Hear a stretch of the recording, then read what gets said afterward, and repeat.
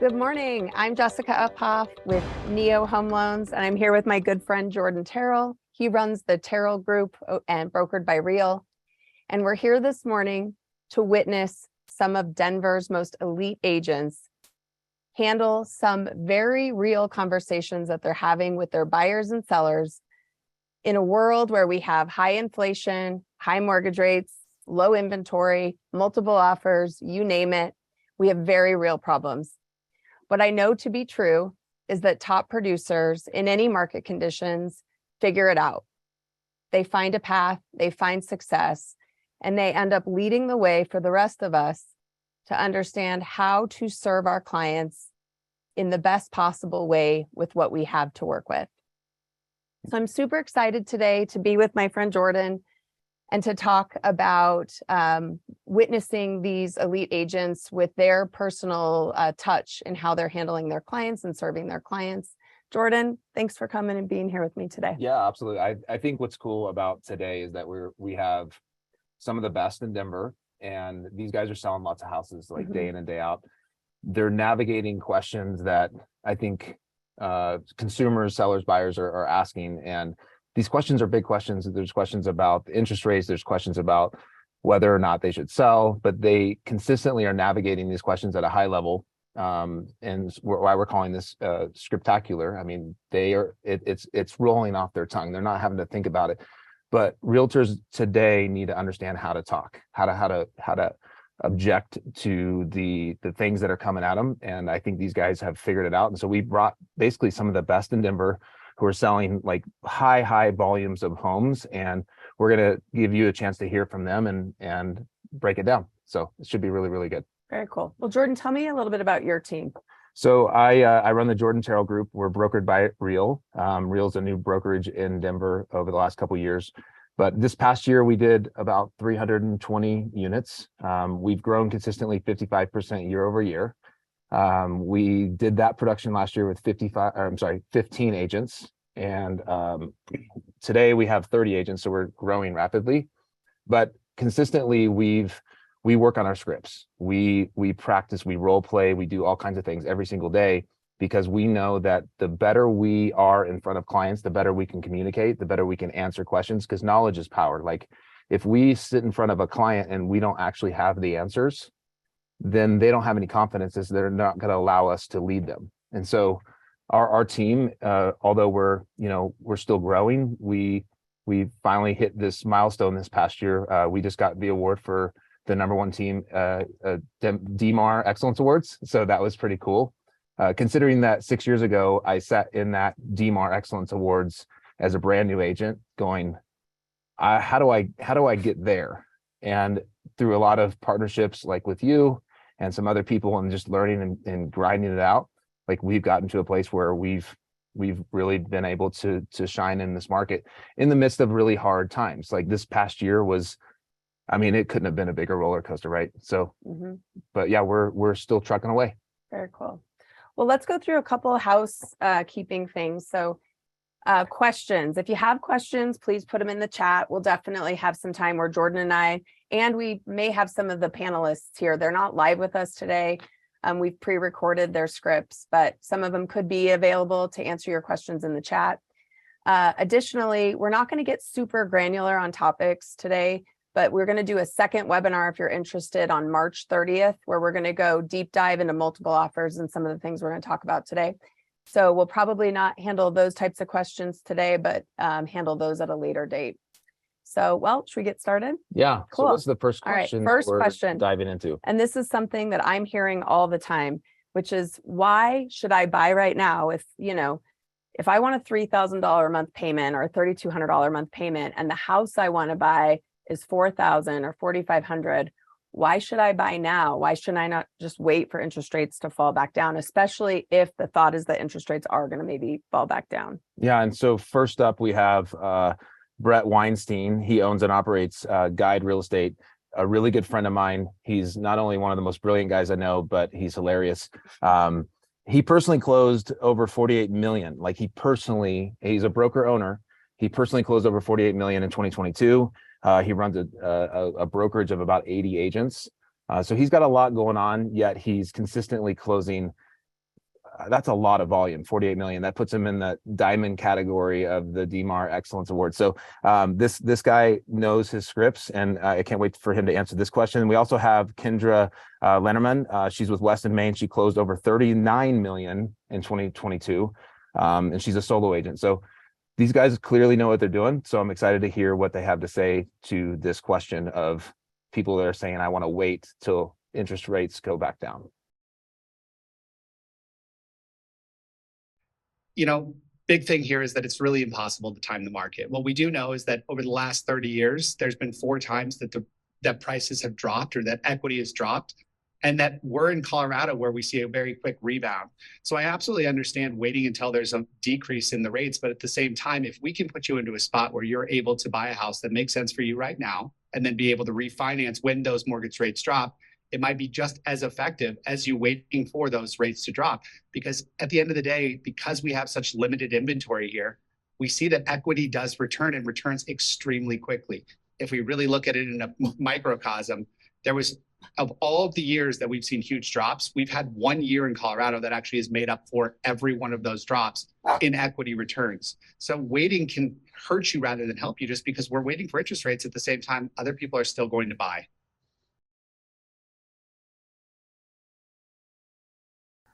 So when a buyer comes to me with a concern of, I do want to purchase something, but I really want interest rates to be back down to where they were. If I'm going to make a big investment, I want the best deal possible, the best rate possible.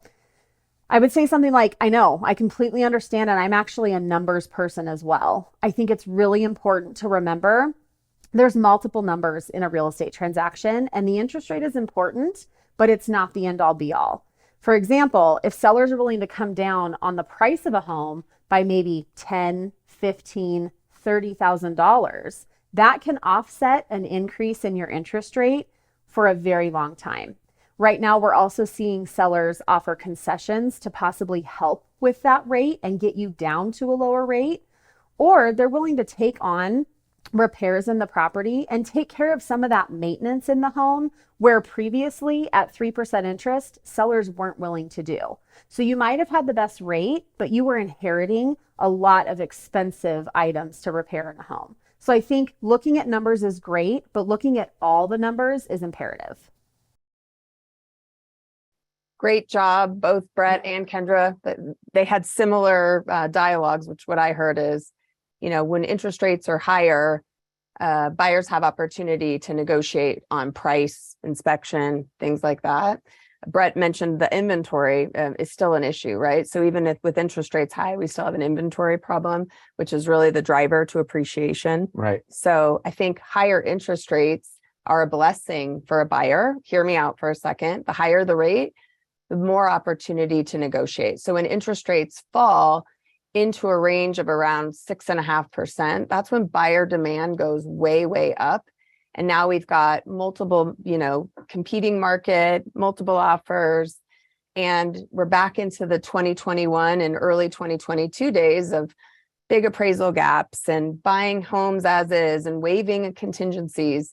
That high interest rate actually gives the buyer the opportunity to negotiate a better term for the price and maybe like an interest rate buy down, things like that. Yeah, and I like the way that Kendra said, you got to look at all the numbers, and there's so many things on the table here.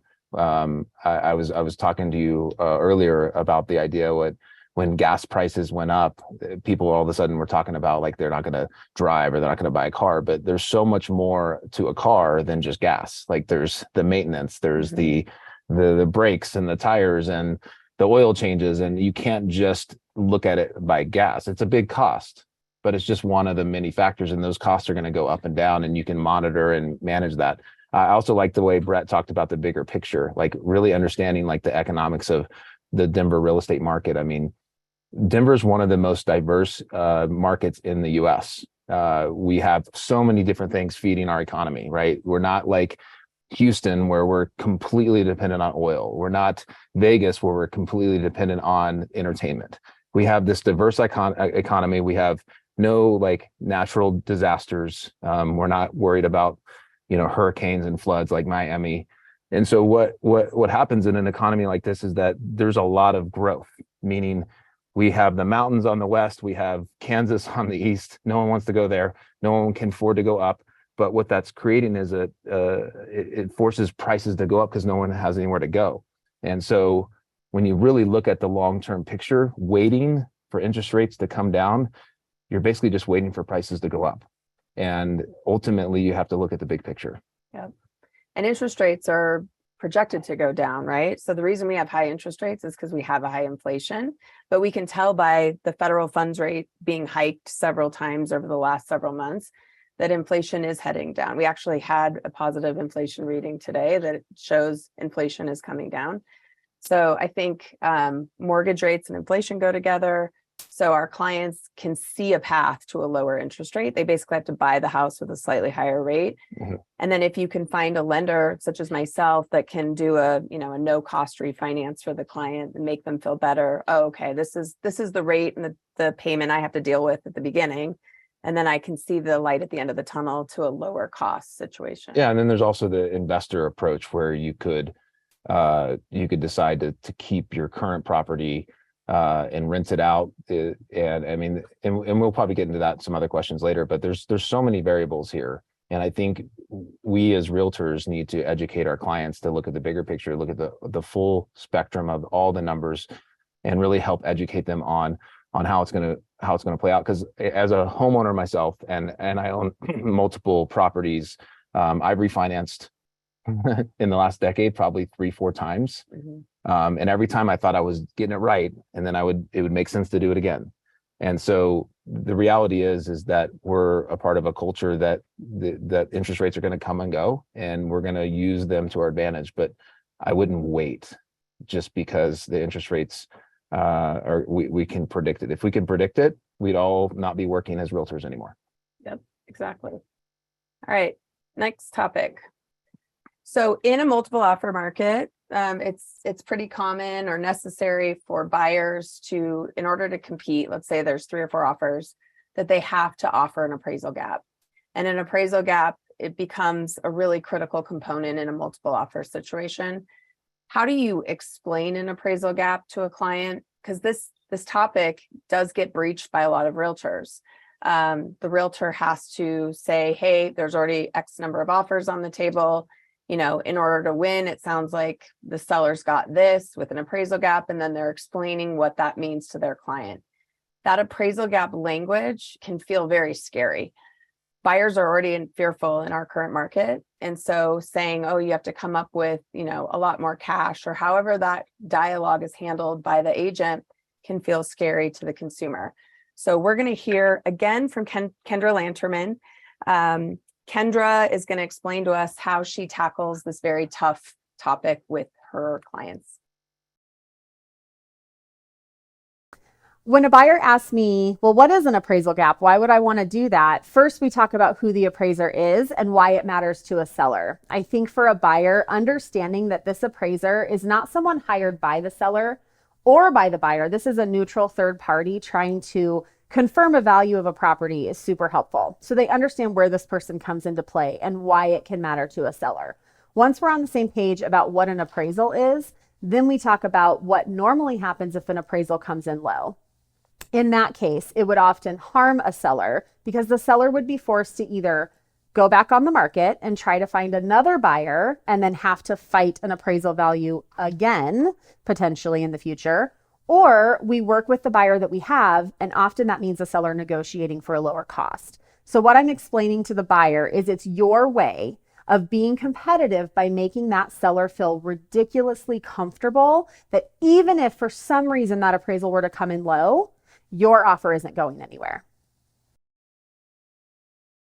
Great job, Kendra. She explained it so well and in a very easy to understand manner. I always tell my clients, like, an appraisal gap is a contractual promise to not renegotiate the price. I try to keep it really simple. I think what I observe a lot in the agent community and I hear is that agents are explaining that an appraisal gap is basically if the appraisal comes in low, you pay the difference in cash. And I think that that's not necessarily always true. So I think that can just add more fear to a client's, they're already fearful, and then now they're having to come up with a lot more cash, and it just kind of makes the whole thing feel more scary. Right. And Jess, we do a lot of business together, and you've really helped our team find ways to present an offer that is not only competitive and helps, especially in a multiple offer situation. Like, it really is about, how do we get the seller to choose our offer, right? And in that moment, there's a way to benefit the seller without hurting the buyer using an appraisal gap. And there's a creative way to do that. And I know we're not going to get into the technique of all that.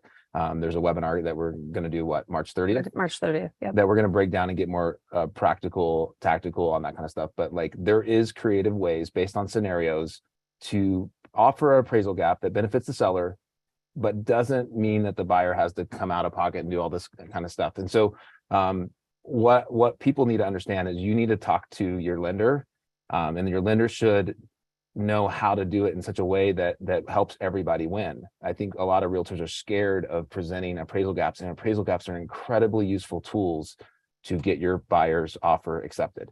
And that's why in a market like last year, our per agent average was about 20 deals. We did 320 deals with 15 agents. Like, that's how you win, is you put together really, really good offers, and appraisal gaps are a part of that. For sure. And I don't see those going away anytime soon, right? I mean, if the interest rates drop to like sub 6 or even get close to it, it's going to be a freaking frenzy out there, because there's just not enough inventory. You have too many sellers that are hung up on their low interest rate now, and they don't want to sell. And so it's going to impact inventory, and we're going to find that multiple 15, 20 offers per property again, and you better know how to write a good offer. And so this is a topic that you're going to want to come to that webinar on March 30th, because you're going to want to put this in your tool bag. Cool. Nice work. All right. So next up, we're gonna jump to the question here, because this is a question that comes up a lot, because we have these buyers that come to us, and I mean, Jess, we've dealt with this, but I have clients that come to me and they're like, "Hey, I'm pre-approved. I found this loan online, and the rate's really good, and it's awesome." And you're like, "Who is it with?" And I'm like, 1-800-loan.com, or we have no idea who these people are. And so the question that we're going to answer here is, when a buyer comes to you pre-approved by a lender that you think is subpar, how do you tell them to get a second opinion from one of your preferred lenders? And so to answer this question, we have Lauryn Dempsey. She runs the Dempsey Group. She's also brokered by Real. She personally closed over 20 million in 2022. She runs a team of 3 agents. She's a personal friend of mine. She's amazing. And then we also have Grant Muller. He runs the Grant Muller Group. He's with Compass. He and his team closed over 48 million in 2022. He runs a team of just him and another agent.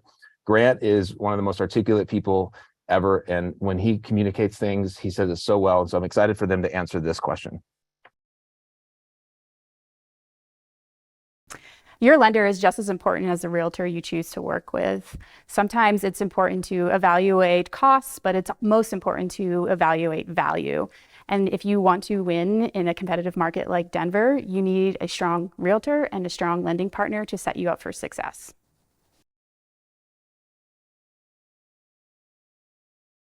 When we present your offer to purchase a property, the seller and the listing agent are going to look at that offer, and they're going to look for all the areas of risk in the offer that for whatever reason your deal might not go through. If you have a lender who's not super well known in the market, who's not a local lender, who isn't a preferred lender that we're working with, that seller and that listing agent are going to consider your offer to be higher risk. You definitely want to work with a lender that can help sell your deal to the sellers and to the listing agent. I love it. These guys hit this question really well. I think, Jess, like there's so many moments where I find myself in a situation where I'm presenting an offer and I don't necessarily know the listing agent.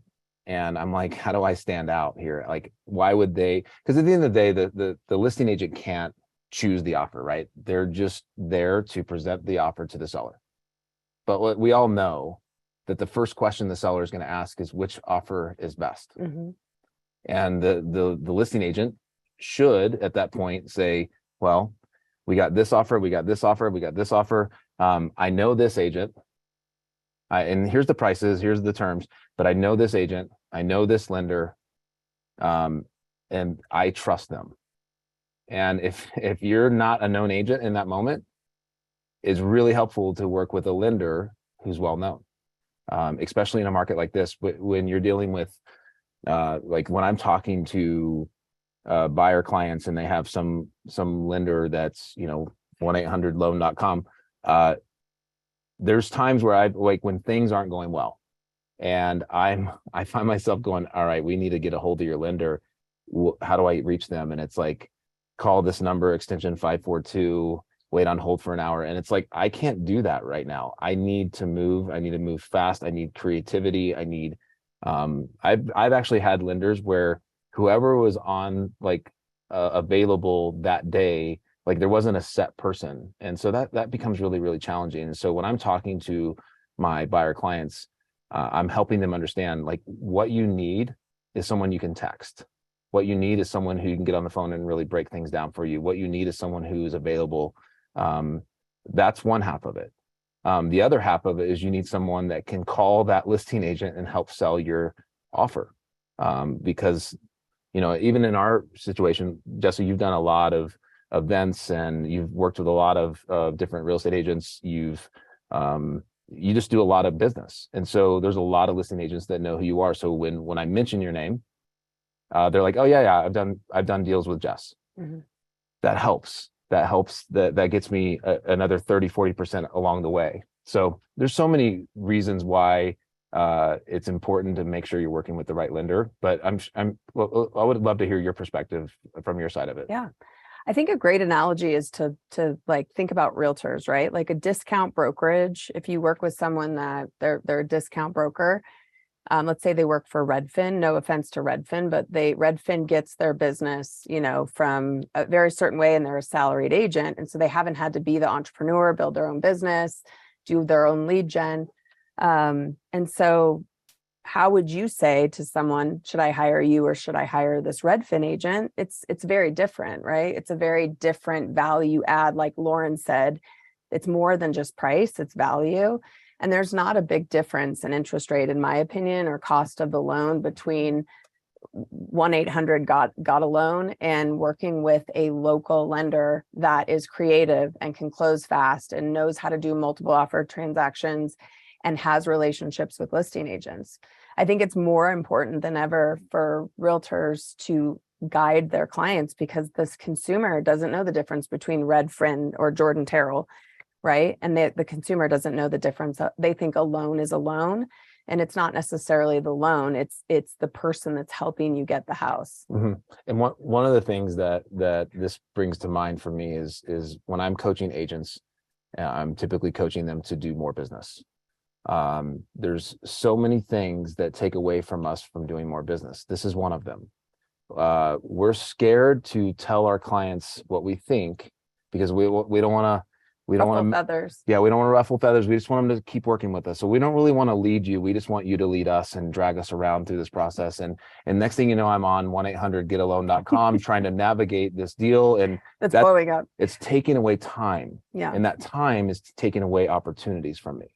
It's the opportunity cost. And so, have the conversation. Lead your client. Tell them. Don't tell them what to do. That's not our job. Our job is to educate the client so that they can make the best possible decision. When we do that, when we take a leadership role, which is what they're hiring us to be, a leader in the real estate process, and we keep them informed, we help them understand. I don't want them to go with a lender that's a friend of mine that costs way more money. I don't want that. I want them to get the best deal, but I also want them to have the smoothest process. And if I'm giving them the smoothest process, I'm buying myself more time, which gives me more efficiency, which gives me more business. So realtors, like we got to learn to lead our clients, and leading them towards the right lender is going to buy us so much time and help us close more deals. And which is why someone like Grant will close 48 million in volume in a year, because he knows how to take a leadership role immediately. Yep, absolutely. Cool. So we're going to jump into the contingent offer question. Contingent offer. Yeah. So once you set us up. Yeah. So sellers, I should say, sellers, when they want to relocate to a new home, whether it's locally here in Denver or different, they're moving out of state, it's very unclear to a seller, can't I just sell my house and then buy the next house? So the inability to negotiate a contingency in our market is something that sellers need support understanding what their options are. So we have with us today a dear friend of mine. I've been in the industry 20 years this year, and Amy Ballain was one of the very first realtors that I ever was in relationship with. And so she's a dear friend. Amy runs the New Door Group at Compass. She and her team closed over 97 million in 2022. She runs a team of 17 agents. She's an incredible leader, incredible agent. She's going to talk to us about how she handles contingencies. And then we also have Kelly Moye. Kelly runs the Kelly Moye team of Compass. She did over 60 million in 2022 with just a team of 2 agents. Both powerhouse women, so much respect for both of them. Let's hear how they handle contingencies. Regarding contingent offers, I would say so much of it depends on the market that you're in and the neighborhood that you're in. Everything's very hyper-local when it comes to this. If a home has been sitting on the market for quite a while, that seller may engage with you and entertain taking a contingent offer. But if it just went on the market and you are submitting an offer and competing with other agents that are non-contingent and ready, willing, and able to buy right now, then you might miss out. There's tons of programs out there. Depending on the lender that you work with, you may be able to do something like a bridge loan, or your lender may have a special program where you can get into that home without having to be a contingent buyer. You know, when I meet somebody who needs to sell their house before they can buy another, which is most of us, right? I mean, how many people can just write a check for the new place while they still own the old one? So this is a common issue. I completely get it. I mean, real estate is a stepping stone to wealth. You sell one, you make money, you buy another. That's the whole point. However, in a competitive market, we find that sellers really won't take contingencies. There's too much risk involved. So what it's really doing is crippling you and making it so that you might not be able to find your perfect place. So my suggestion would be, let's get a HELOC, let's pull some money out, let's get the equity already in another bank account so that you can go buy that place when it comes up. And then when we sell yours, then we'll just pay off the HELOC at that time. It makes you more competitive and you won't lose your perfect place without crippling your ability to negotiate on that new one. So you guys get a client and they come to you and they're like, man, I really want to buy a house. And you get excited because you're like, I got a new client. They want to buy a house, but they have to sell something and all their cash is tied up. And so without the right tools, you find yourself in a position where you're now making offers that are contingent, which are not attractive at all to most sellers, unless you're in a really interesting situation where the seller's been sitting on the market for a long time and will take anything. So with that all in mind, like as an investor of real estate, like there's different tools. You got the HELOC, you got bridge loans. As an investor of real estate, I always have HELOCs on my properties, like well in advance of ever wanting. I don't even want to go buy something, but I have HELOCs because what if I want to? And I have HELOCs set up. But most of our clients don't have HELOCs set up in the moment. And so that's when it becomes a moment where a bridge loan becomes really, really swift. It's really efficient. It's really easy. And so I think we have to look at we don't always have to make contingent offers. We can actually do something creative with the assets and the liquidity that we have in our properties by creating liquidity. And we can actually write real offers, putting our buyers in a better position, more competitive. But then it comes to be a question of HELOC or bridge loan. And why don't you help us break that down a little bit? Yeah, real quick. What I find is that buyers don't really want to get, or excuse me, a seller doesn't really want to get pre-approved to buy their replacement property because there's nothing on the market. So they'll tell Jordan like, yeah, I hear you. I'll call Jessica, but I just am not seeing anything. I'm not sure I'm ready. Like, I'm just not seeing anything that we would be willing to sell for. That's the number one thing I hear. So the sellers that have a house, they've got a 3% interest rate. They want to move, but they're just not certain that there's very much inventory on the market. They're waiting to get pre-approved. So they don't have their ducks in a row when the perfect house pops up. So I think your point of the HELOC yes, a HELOC works in some scenarios. For that buyer that the perfect house just popped up, I don't have an open HELOC on my house, I'm not ready to go, I do think the bridge loan may be a better solution. So let's break the HELOC versus bridge loan down really quick. A HELOC is intended to be taken out. It's a longer term loan. So it's basically intended to be taken out on your primary residence as a longer term loan. It takes about 3 to 6 weeks to process. Generally, the bank or credit union does need an appraisal on the house. It's a great solution for a home you plan to retain. So let's say your client is going to relocate to a new home, but they are going to retain their current home as a rental. The HELOC is the right avenue or the right platform, in my opinion, for that scenario. Most of them are adjustable, so it's prime plus a margin. With the prime interest rate going over 4%, the HELOC rates are, a little bit on the higher side, but it's still a reasonable solution for the right situation. And HELOCs are very low cost, minimal closing costs associated with the HELOC. Some of them do have costs to pay off in a short period of time. And there can be verbiage in the HELOC paperwork that says, I do confirm I'm going to be occupying this property as my primary residence for the unforeseeable future. So if you're taking out that HELOC knowing you're buying another primary home, it can be a little bit in the gray area, so to speak, in the banking industry. Alternatively, a bridge loan is intended to be taken out as a very short-term loan. Its use is for this exact thing, which is I'm going to buy another house as a primary home. The bank knows you're going to sell that house that you're taking the bridge loan against, so you're not having to do anything that's not ethical. Bridge loans take 1 to 2 weeks to process. It's a great solution for a home you intend to sell. Most clients don't pay a bridge payment at all. If Jordan and I are doing a transaction together and we make all the dates, we kind of coordinate on dates for the sale of their home and the purchase, most of our clients maybe make only one bridge payment total, if at all.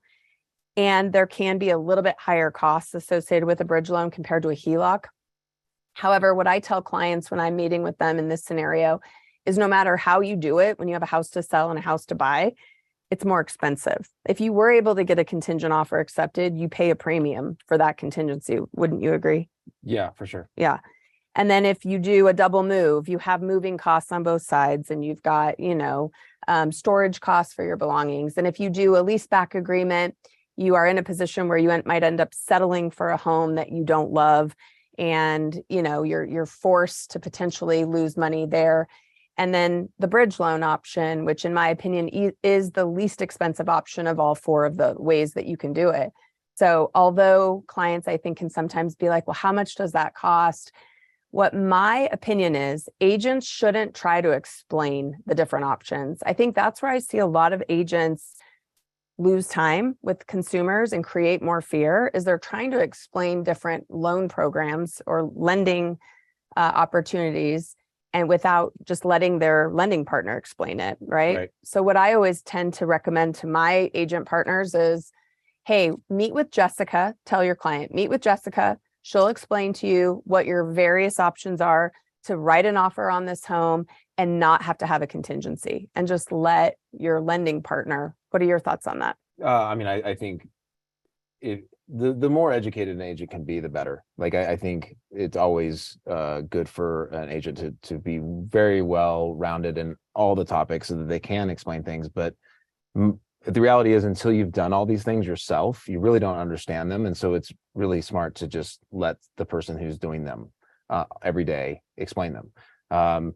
It also takes the pressure off of you, and it makes sure that there's not a miscommunication, because at the end of the day, from a fiduciary standpoint, it's not our job as realtors to explain loans. It's our job to explain real estate and to protect that process. So the other thing that I would love to address on this topic is the biggest question that I would get in this scenario when someone says, well, I don't know if I want to buy something before I've sold something, because then what happens if I end up with 2 properties and 2 mortgage payments, and it's like the doomsday fear.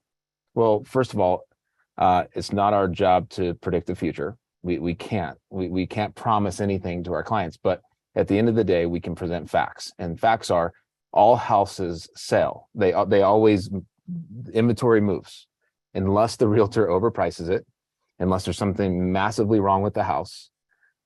Everything's always going to sell. So you buy the new house, you move out of it, you move into the new one. Can't talk right now, but you move into the new one and you're going to put the other one on the market. Well, you've already inspected the other property. You know that it's functional. There's not like some, massive structural issue or something like that. You've already come to terms with the seller to know this is what we're going to sell your home for. If you want to guarantee that we don't have 2 homes and 2 mortgage payments, this is what we're going to have to sell it for. If they're in agreement and all that, you can confidently look them in the eye and say, this is going to happen. It's going to work. This is a really competitive market, or this is a really attractive neighborhood. Your house is going to move. But what we can't do is sit back when they say that question and say, well, I'm really scared. We have to paint a picture and show them all the previous home sales in their neighborhood and just help them understand, like, you're not going to end up with 2 mortgage payments because there's too much buyer demand. Exactly. I think average days on market, the data that you go over with them in the listing presentation should put their mind at ease. Right, their average for sure. days on market is coming down significantly. I also think you have to, like you said, the seller has to list their house appropriately, right? They can't shoot for the stars on list price. You have to kind of pick your poison. Do you want to move or do you want to, so I think it's like making those decisions. Yeah. And I'll say things like, hey, how much do you want this house? Because if you really want it, then, and how much do you not want to have 2 mortgage payments? It's always a measure of risk and reward. Like, because if someone wants to sell their house for way too much, I'll go, well, the risk on the table is the reward. If we were to do this is here, and I let them choose. They have to choose their own risk. They have to choose their own reward. And some people lean more towards a risk tolerance that I might not agree with, but that's their choice. Yeah. Then you ready to jump to the next one? Yeah, let's do it. Yeah, the next one I'm excited about because this is where I see a lot of inefficiencies happen with realtors. But this is the question: how do you create urgency for a buyer that is spending a lot of your time with showings but not moving forward when writing an offer? So you have a client, and this is like the pain of my existence sometimes when I have a client that they just want to see everything, and it's like, I mean, there's tour buses you can hire in Denver that will show you the town. Like, I don't want to be your tour guide. Like, I really don't. And so it's a bad setup. Like, they didn't do something right at the beginning. But we have these clients, they don't want to write offers. What do you do? And we have our friend Brett again, who's going to Brett with Weinstein with Guide Real Estate. Again, he's the guy that's got 80 agents at his brokerage and still produces 48 million. The only way you produce 48 million and have 80 agents who are asking you questions and texting you and all these other things is if you're really efficient with your buyer clients and helping them not just decide to work with you, but choose a home that write an offer on quickly. The next one is Kendra Lanterman. She also closed a ton of volume. And so these guys know how to be efficient. This is all about efficiency. I want to hear how they respond to this question. When I run into a buyer who wants to do a ton of showings and they're just not really ready to make that offer, typically we'll have a real sit-down conversation. And basically, I want to figure out, what are we missing right now that's not allowing you to make an offer? At the end of the day, we want to set up expectations early. There is no such thing as a perfect house. So if that's what you're waiting for, or the perfect time, you're not going to find it. Even if you built your own $50 million house, it turns out that you're going to want more light in that closet, or that there's a window that's missing, or that there's something about the kitchen that just doesn't work how you want it to. We don't know that until after we move in. So what are we missing on these houses that we've been looking at right now that's stopping you from making an offer? And it's really a call out to that buyer and to that person of like, hey, how serious are you? Do you want to make an offer right now? Because if I'm missing something, that's totally fair. But if it's you and you're just kind of not sure what you're doing, let's reevaluate your expectations. And let's make sure that the next house that we look at, that we have a sense of, is this the one, yes or no? And if the answer is yes, we need to be making an offer. If the answer is no, then gut check, there it is, we're done, move on. But we can't keep going and looking at houses with the expectation that we're going to be finding the perfect one. But the biggest thing with all of this is expectations from day one. And you've got to have a process set up to make sure that the buyer understands, what are we doing? Why are we doing it? And that both you and the buyer, or me and the buyer, are on the exact same page and going into that search. So most of the time, I don't run into a situation where we're doing a lot of those showings.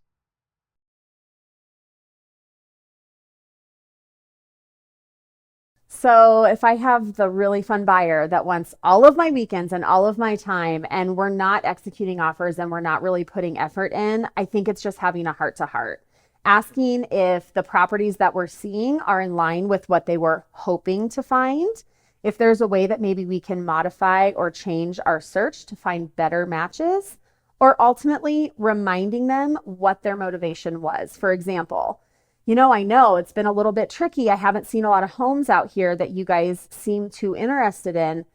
I wonder if more will come up before that lease expires. Something, reminding them what their motivation was when they first came to me can often help.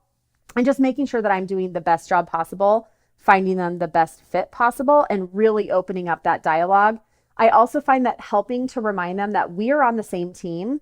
I am here to help them. They don't need to keep anything from me. The more transparent they are with me about what you are looking for, the better I can help you find that perfect fit that won't feel scary. All right, good stuff from both of them. A couple things like stand out. I love how Kendra said that we're on the same team. Like I think it's really important that buyers know that we're with them, that we establish that kind of trust. The other thing that really stands out to me is just this idea that it is really our job to lead these guys. And if the way I painted a picture is that there's times where our clients will lead us around. Like if Jessica, if you were going to hire me to, let's say, hey, you're new to town and you're like, hey, I want to go hike a 14er and I'm a 14er guide. And I say, let's go meet at which mountain do you want to hike? Okay, let's meet at this trailhead. But we get there and then you lead me up the mountain. And then you're taking the wrong turns and there's like cliffs and there's all kinds of crazy stuff. And I'm like, I'm just following you around. Like, cause I just want to keep you happy. I don't want you to ever question. I just want to be here holding your water, supporting you. That's not helpful because you're going to fall off of the cliff.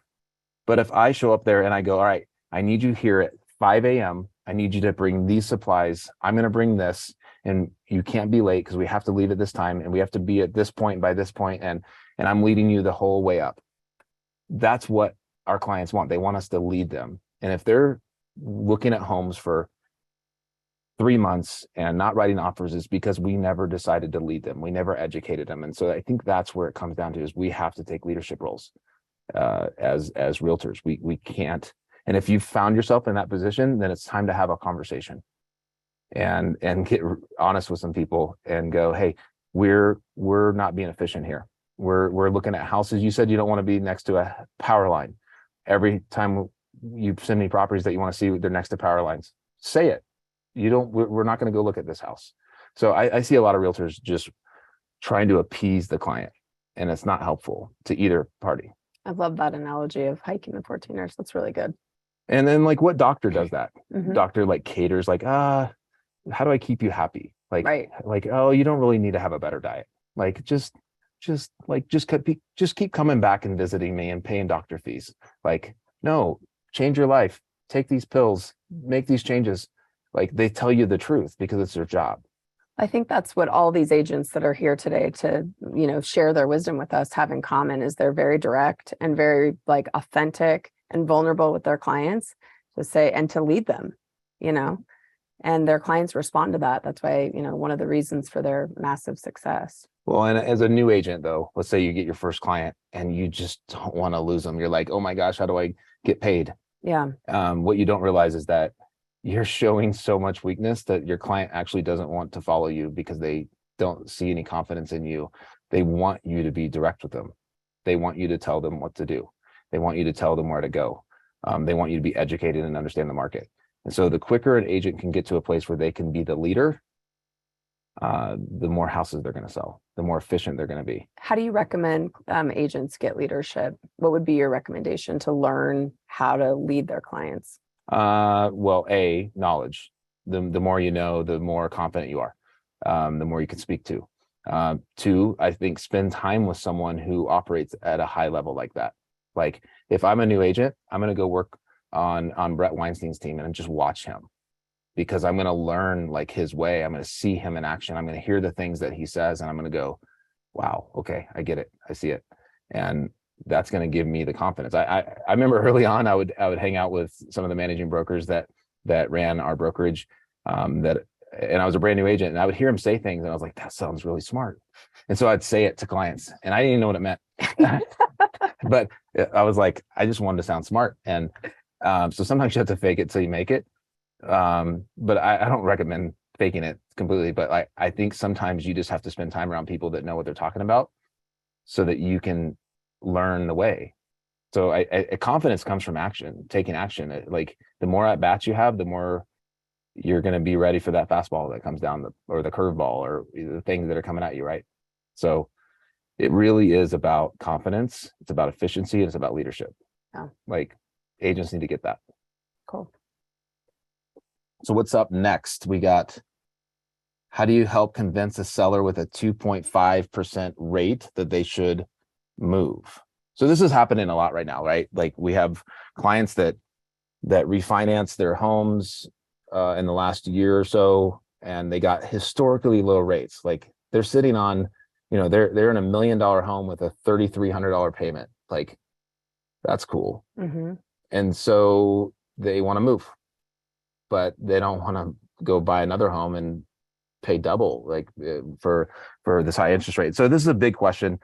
How do you help convince a seller with a 2.5% rate that they should move? Who do we have up? So Kendra's back. Kendra shines on camera. She is going to help us understand how she tackles this question.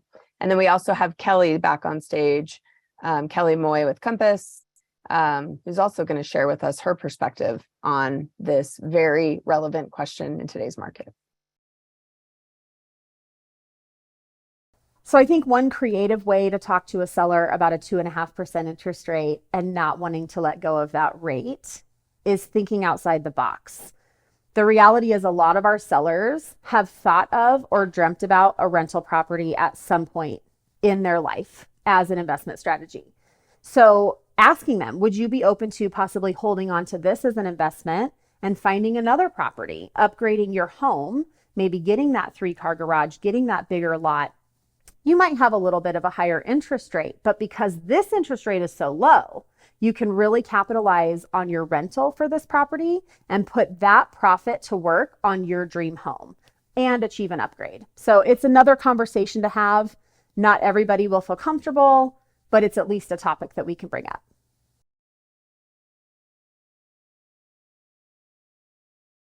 Okay, so sometimes we meet with sellers who say, I just don't think I want to move because I have a 2.5% interest rate now and my payment is so low. And if I move, my payment's going to go much higher. And here's my thought about that. Nobody moves because of rates. Nobody. They move, as our friend Jace Glick in the industry would say, for living, loving, and dying. So you are either had another baby, you need more space, you got divorced, you got married, whatever the case is, interest rates are not the reason for a move. So usually I just remind people why it was that they called me to ask them about moving anyway. Didn't you say you wanted a yard? Didn't you say you had 2 dogs and you live in a condo? Let's go find that place that has a yard. And if the interest rate's higher when you move, we'll see if we can negotiate a rate buy down with the seller and make it worthwhile. But just remember, if you want a yard, this is how we're going to get it. So you remind them of why they're moving in the first place, and interest rate is not the reason why they're moving or staying. I love that. I love that she said live and love and dying. I call it the D's. You got diamonds, diapers, dumpsters, death, divorce, dying, like all the things that create a movement. So why would someone call a realtor? They're sitting at their living room couch or at the table, and there's a discussion that might be a discussion around with some tension. Mm-hmm. And there's like some kind of problem, and that says that somehow created this need to go, I gotta call a realtor. We gotta fix this problem. And so that initial why should drive everything. It's the only reason why we're even on the phone. And then we get into the silly things like backsplashes and like stuff that doesn't matter. like we always have to go back to the why. And if we understand the why, and if, as a realtor, if we don't ask and get really, really clear on their biggest driving motivator, then we don't have anything. And so I'm always asking, why does your client want to move? What like I'm talking to an agent on my team, and they're telling me about all these different challenges. And I'm like, but why do they want to move? Like, have we got that one? Because if we don't have that one, then we need to go back to the drawing board and get that, because that's going to drive all of our conversations, all of our decisions. But I think the interest rate thing, at the end of the day, like, it is what it is. We're not in a season right now where people are moving to move, just because it's fun. Like, there was a season there where I had like a 4% interest rate on a house. I could sell my house for way too much money, buy a bigger one, and have a lower payment. We're not in that season anymore. Like, it was fun to move because you could make money somehow and get a better house. But we're in a season now where it's like, we need to understand why people want to move, and people still need to move. There's still a lot of transactions happening. And so interest rate shouldn't be, again, the only driving factor. It's something that it's part of it. It's one of the costs, but it's not the only cost. And interest rates will change. The other thing is, I could think like an investor and go, you know what, I'm going to keep my house that I got for a good deal and I've owned for a while, and I'm going to rent it out and I'm going to cash flow it. So now I'm going to, let's just say that I can rent my current house. I have a $2,000 payment. I'm going to rent it for $3,000. That's $1,000, yeah, or, you know, or whatever the number is. But now I have an extra $1,000 to go towards my bigger house that I'm paying $1,000 more than I wanted to. Well, now I'm just back to even. and I you have have 2 appreciating assets. 2 appreciating assets, and now I'm an investor. So it's not just interest rate. Yeah. You got to look at the big picture and understand like all the factors. I mean, I see this is probably one of the biggest questions that people are asking. And I think we have to start with empathy too. Like, with any of these questions, when people are asking them, to come back at them with like, you know, well, you're wrong. It has to start with, I totally get it. In fact, I have a house with a 2.5 interest rate. So I would be thinking the same thing that you're thinking, but here's something that I'm considering for myself. Yeah. I'm considering about keeping my house and turning it into a rental. And because, you know, I'm in the same place of life. I need to upgrade because I'm having another kid, or whatever the situation might be. So we have to lead with empathy and understanding, but we also have to follow that with facts and guidance, right? Yeah. Perfect. All right. Next up, we're going to talk about when your buyer comes to you asking you about interest rate buy downs. So it is a very hot topic. It's all over the internet. Buy your interest rate down to help with affordability. And so buyers are curious about interest rate buy downs. So let's hear from Amy Ballain, again with Compass. And new up is Ross Blahnik, a dear friend who's also at Compass. He personally closed over 18 million in 2022, and he is a solo agent. So let's hear from Amy and Ross about interest rate buy downs. My script when a buyer comes to me about a rate buy down is to tell them that this is an awesome option. We were not having to do this last year, but because of the market, right now, if they are going in and making an offer on a property and we are asking for a concession, it might be a much better option for the buyer to use $10,000 towards a buy down, which will save them thousands over the next couple of years, versus $10,000 off of the house.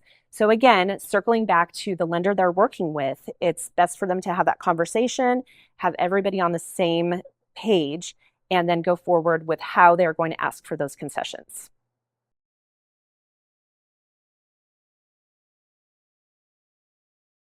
When a buyer comes to me asking about rate buy down options, I lean on my team.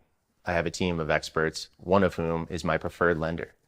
I really rely on them to help my buyers understand what the best options for them are, whether it's a rate buy down or a different loan product. Interest rate buy downs are something that are a critical component with affordability. Everybody wants a lower payment than what's available today. You know, with historically high interest rates, we have to find ways to make that move more affordable for folks. And so an interest rate buy down is a fantastic solution. I think it's important to notate there's different types of buy downs. And in my opinion, some buy downs make a whole lot more sense than others, depending on where interest rates are at the time. So for example, when interest rates went over 7% a couple times this year, doing a permanent buy down, like buying down to 6.5 or 6.25 or 6%, probably doesn't make a lot of sense, because that buyer is still probably later in 2023 going to be refinancing into a 4.5% interest rate potentially. So that money that they negotiated with the seller to buy the interest rate down, so they paid a higher price to get interest rate buy down money. Now that money is gone. Like they don't have that money at the time of refinance. The seller subsidy program, which is it's a more temporary buy down option. What's great about that is in a higher interest rate environment, you can use that to get a discount on your rate for one to 3 years. And when you go to refinance, the money that you negotiated with the seller, what it has not been exhausted, comes back to you to pay the principal balance of your loan down. So the interest rate buy down option that the lender recommends, in my opinion, should depend on where interest rates are at the time. Yeah, and I think I've fallen victim to buying down rates personally when I probably should have just waited and refinanced, a year later. But obviously you can't predict, you don't understand. And so this is one of those classic examples where two things. One, the realtor needs to get more educated on the process, on the system. Like they can't just be a door opener. Like we have to be able to present a higher level of knowledge, which means that they needed to attend the webinar where you break this kind of stuff down and get educated so they can present it correctly. But secondly, they need to trust their lender partner, and their lender partner needs to have the ability to explain things so that they can make sure that this buyer has the most education, the most understanding, the clarity of the real numbers of how things could play out. Because if we're just throwing them at the market with some high interest rate, they're going to get scared pretty quickly. So we need to have the tools in our tool belt to respond correctly. So I think this is like one of those classic things that I don't even feel educated enough on.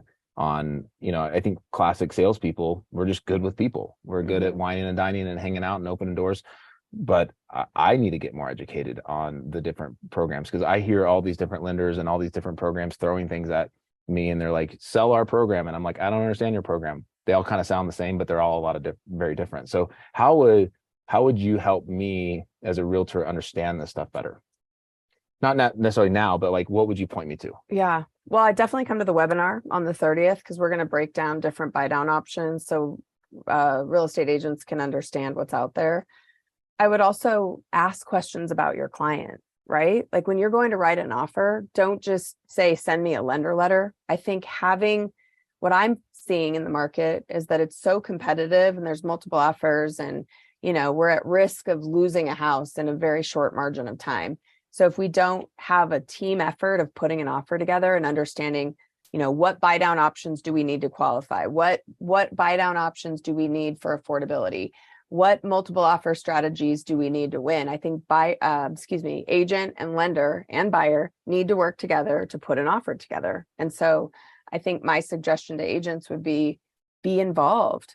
You don't have to get in and start explaining loan programs, but ask your lender questions and try to understand what they're doing and why, and get more educated so you can talk to your other clients about the strategies that your lender is offering. Got it. Yeah, that's incredibly helpful. And I think we all need to get better. We agents need to get better at working with our lender partners. We like agents, and I joke about this, but agents want to do everything.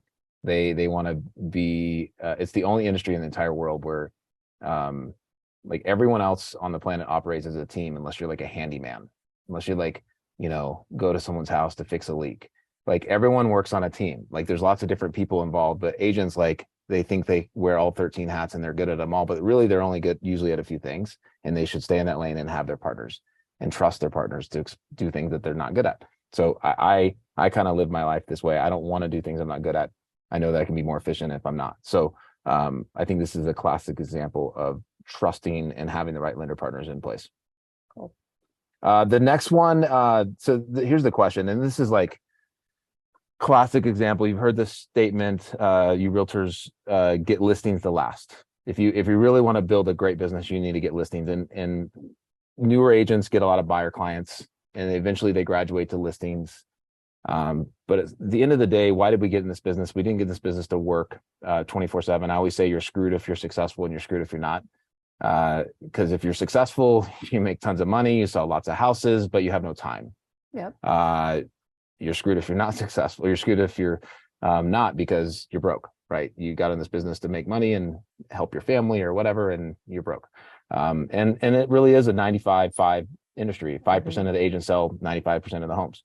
So let's just say that you get to the point where you're actually starting to move a lot of property, and you don't have the time to work, because buyer clients take, I think NAR, National Association of Realtors, says a buyer client takes about 60 hours, like start to finish, where a listing can take about 20.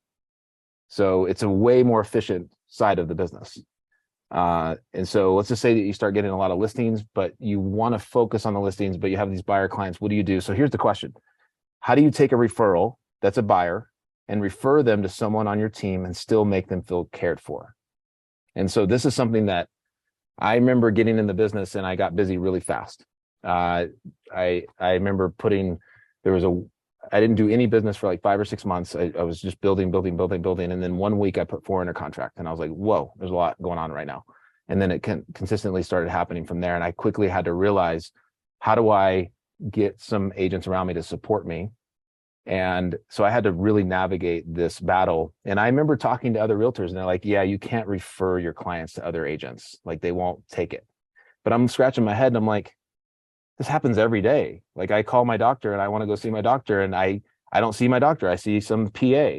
I'm like, where's my doctor? And they're like, well, he's not available for you because you don't need him today. You need the lower grade specialty. And I'm like, okay, so I guess I don't need my doctor to weigh me and take my blood and take my temperature, right? And so everyone else in the country and in the world works as a team.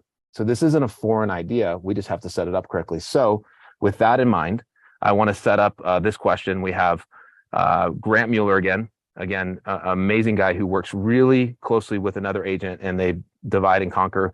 And then Chad Nash. We haven't heard from Chad Nash yet. Personal friend of mine. He runs the real estate. He is referred to as the real estate doctor by many because he's an actual doctor, so he's smarter than the rest of us. And he operates the Nash & Company brokerage. He personally closed over $26 million in 2022. And he's got his PhD, like I said, in research and evaluation methods from CU Boulder.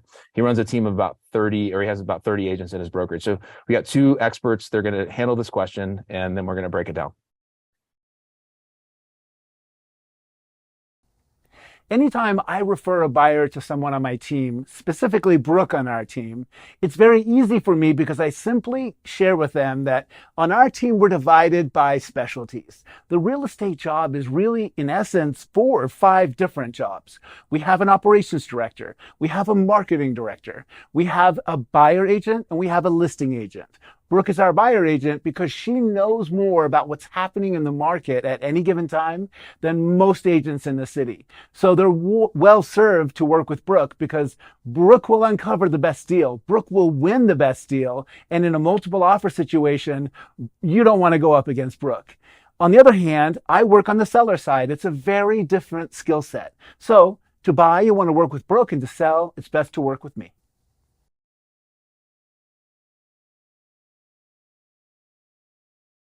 When we refer buyers out to individuals on our team, I like to make sure that I remain part of the transaction, even if it's just through communication. So every week, I'm checking in with our buyers twice a week, once through video, once through a phone call, just to let them know that I'm there and that I can answer questions. And I'm also checking in with the agent that they're working with so that I'm prepped for any questions or concerns that they may have. I think that this gives the buyer the ease of mind that I'm still part of the process and they're not just being handed off, but it also gives me an opportunity to create those systems and structures to help hand those buyers off in an efficient manner. So Jess, this is one of my favorite topics or favorite questions because I think there's a mindset that, like I said earlier, that you can't pass business. Yet everyone on the planet does this all day, every day, and everyone works together as a team. And so it's all in the setup. We want our clients to feel really cared for. We don't want them to feel like we're passing them off or like lower grading them to somebody else or whatever the deal is, but it's all in the setup. It's all in the setup. And I love that Chad Nash was talking about, he sends like, he does a follow-up call, he does a video call, he does all these different things. You have to create your system that works for you, but it's all in the initial conversation. So when I'm talking to clients for the very first time, I will have a conversation with them and say, hey, can I give you a snapshot of our process? And I go, hey, there's solo agents out there that do everything. And, they have buyer clients, they have seller clients, and they're doing all these things. And they're, one of the number one complaints, according to the National Association of Realtors, is that agents don't pick up their phone. They're unavailable. And if you want to work with a good agent, that basically means that you're working with someone who's busy, who sells a lot of houses, which means they're even busier. So I basically say, hey, what I've done is I wanted to figure out a way where my clients could always win at a high level, which means that I needed to create a team around me. And so the way we operate is I'm going to play this role. I have this other agent's going to play this role. I have a team of staff that are going to play this role and help with the back end stuff. And we're going to be together. We also have different little tips and tricks where we'll create, like in an iPhone, we'll create a text message thread and we'll name it, the Johnson family real estate. And so everyone who's a party to that transaction will be in that text thread. And so it's constantly, all the questions get pointed to that. We'll have an email thread. That way, if they ever need anything, they go to one place and they get all the communication, and there's like 4 people pouncing on them going, I got an answer. And if I'm needed in that transaction, one of those agents will come to me and say, hey, can you jump into that thread? And I'll read back, scroll through some of the previous conversations and then speak into it. Because there's just times where the surgeon needs to jump in, right? Mm-hmm. I'm not saying I'm a surgeon. Chad Nass is actually a doctor. I'm not. I went to community college. But I will say that it's helpful sometimes, though, to know your role and to play your role. I'm good at negotiation. That's one of my roles that I can be a bulldog if I need to, where staying on top of details and paperwork and all that kind of stuff. No one ever has trusted me with that. And our clients are better served by creating teams around me. So, and I know you've got some personal experiences working with different teams. So give me your perspective. Yeah. So Brooke and Grant, just as an example, since Grant was talking about Brooke, they're a team of 2, and he does all the listings. She does all the buyers. And watching his video, he was just explaining how he owns that and is proud of it. And Brooke is an incredibly talented buyer's agent. She's very good at, and so it's easy for him to say, hey, you're going to be working with Brooke and you're actually in better hands with Brooke. So I think it's also important that you find the right team members. Mm-hmm. Growing a team is not easy, but locating the right folks to work on your team where you can ask the other agent, like, hey, you're up on this one. I'll be on the text chain. Let me know if you need me. You need to know that your client's in good hands. But once you do find that right team member, they should ultimately be able to do it better, because they are Brooke's writing multiple offer situations all the time and building relationships with listing agents and understanding how to win those offers, when Grant's focus is on the listings and, taking in all the offers and calling lenders and deciding which one is the right offer to accept. So they've just developed different skill sets, and they're doing it at a high level, each of them in our current market. And so it does behoove Grant's clients to work with Brooke. And I think that's the thing. Don't be intimidated and to say, hey, I have a team. You earned that team. Like, you don't need a team unless you're good, right? So be proud of it and hire the right people and empower them to take great care of your clients. Yeah, two things. One, I think, again, that perception that I could never pass anyone off, like I have to do everything myself, it's a lie. I'm pretty sure Jeff Bezos never packed a book in a box. Yeah. Right? Like he hired people to do that. And then he only owns 6% of Amazon because he gave it all the responsibility and ownership away, which allowed it to grow. So if you want your business to grow, you kind of have to let people help you, period. If you want to enjoy your life, if you want to go on a vacation, you have to let people help you. No one wants to be on a beach with a Corona in their hand and their phone, pacing the beach, trying to put a deal together. It sucks. I've done it a lot. And every agent that's on this call has done that, and it sucks. At the end of the day, you need to be able to enjoy your life. I think the other piece of this is I actually, and I'm doing this at a very high level. I'm leveraging about as much as someone could possibly leverage in support around a team. But just the other day, this is a real life example. I got a text message from a high end client, multi-million-dollar house. I know the company that he owns, and I've already kind of made internally decisions that I'm gonna refer a lot of my business in this season to a particular couple of agents on my team. And I was like, oh, I don't want to blow this. I don't want to blow this guy off. I don't want him to think that I'm passing him. Got it. I was like, so I kind of like questioned my own process. And so I texted with them and I called them and I showed up at the listing presentation. And by the end of it, he was basically saying, no, I would rather you not be involved, Jordan. Like, I know you'll get involved if you need to, but I like the team idea. That's how I run my company. That's how we've grown so much. He's like, I love your model. Like, so he just confirmed everything that I was already thinking, even though I was questioning it, because I didn't want this big shot to like think that I was blowing him off. But he actually really did appreciate it. And so what I would encourage agents is like, if you're working with a high-end client, they're high-end because they've built something and they understand scale and they understand leverage and they understand team building. Because that's how the world grows. So that literally happened Saturday. Wow, that's cool. So what do we got next? So how do you speak with a seller who wants to list substantially above what you told them to list at? This never happens. Never. This is a great, like, this is a hard one. So you're meeting with a seller, they want to sell their house, and this has actually happened. This is like a real life thing where we comped a house out at 580.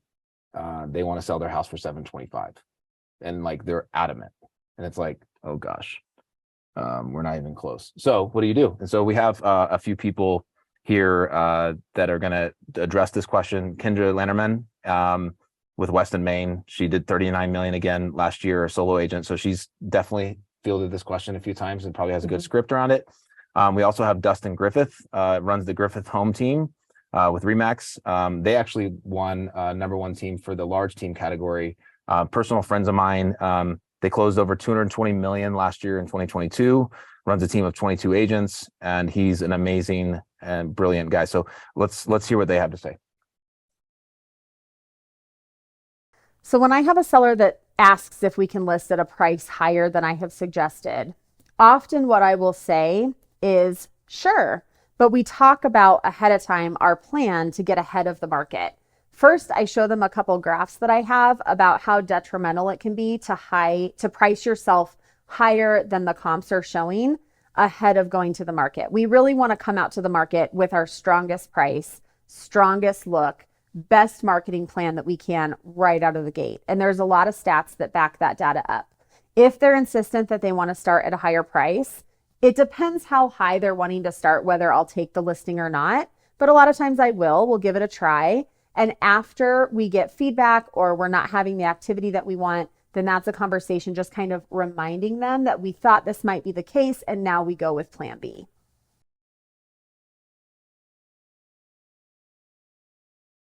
How do we speak to sellers that want to list substantially above our opinion? When we consult any seller, I think the biggest job and service that we can do as agents is to give them an honest opinion. Give them an opinion from the professionals based on data, market conditions, and we try to educate them on what we think we can sell it for. If a seller wants to go above really the data, that's okay within reason. If that is the case, then we try to implement in the listing agreement and have a set of milestone or deadlines that if we don't accomplish the goal that we want in the first 30 to 35 days, that we've already got some preset price drops so we don't sit and marinate on the market for too long. It's important for sellers to know that at the end of the day, if they make more money, we as professionals make more money. So there's nothing more that we would want to do than to sell your house for, 200 grand more than we think so, right? But we pride ourselves on trying to give an honest opinion so we don't, overpromise and underdeliver based on what we think as professionals the market will give and generate for the property.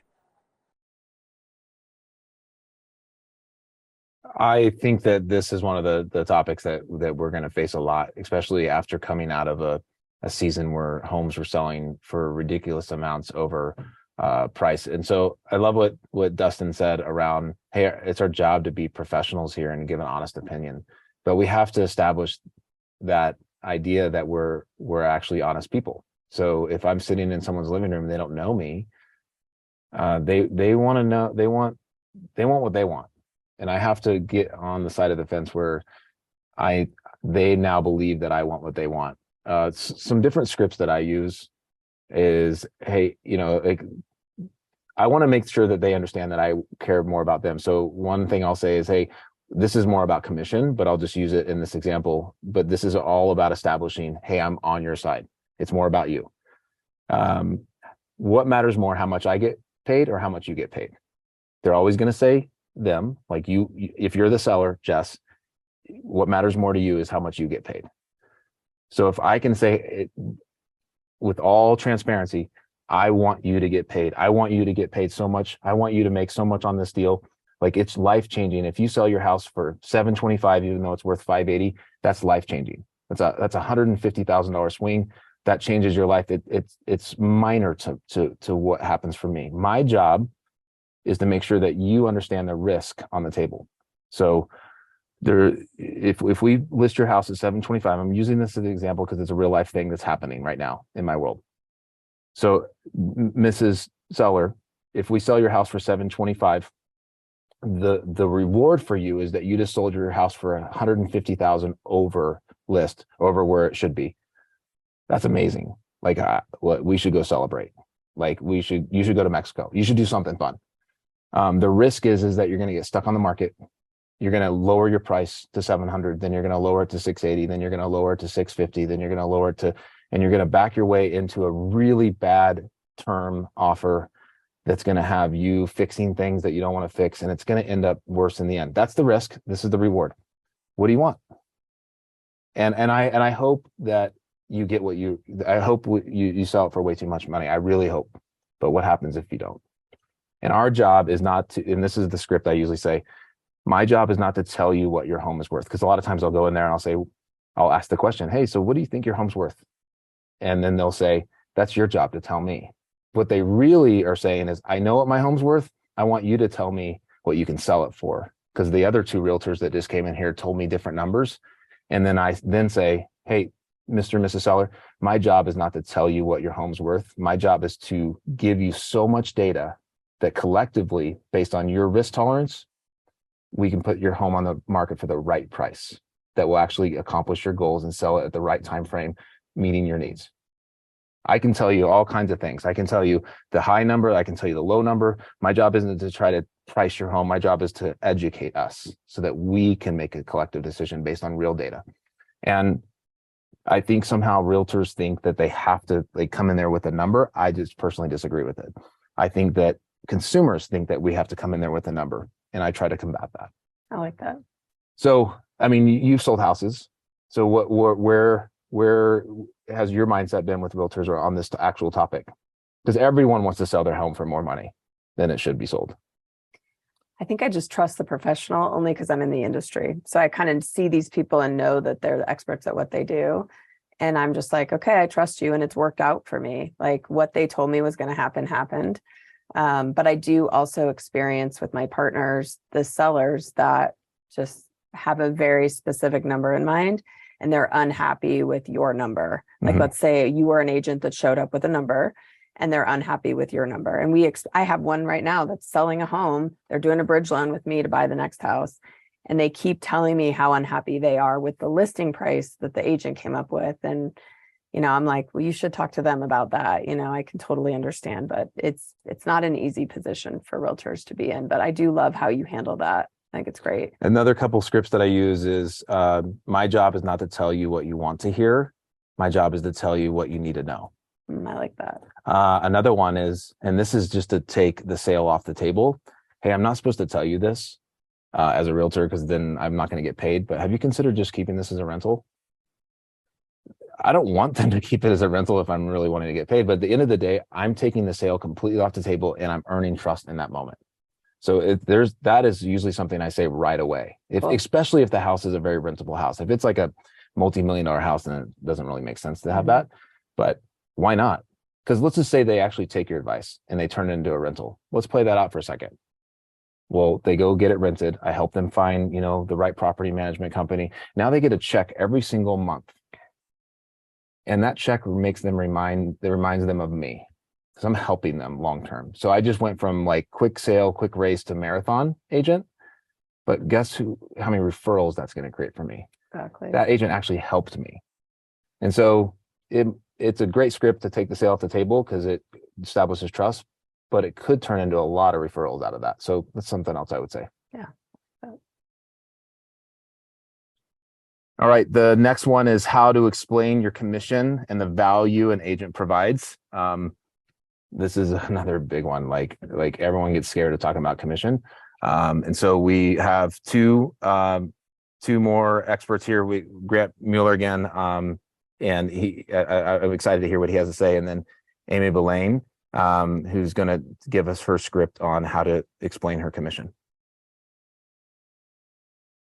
When it comes to my fee, and by the way, I call it a fee always, not a commission, because professionals and experts earn fees, salespeople earn commissions.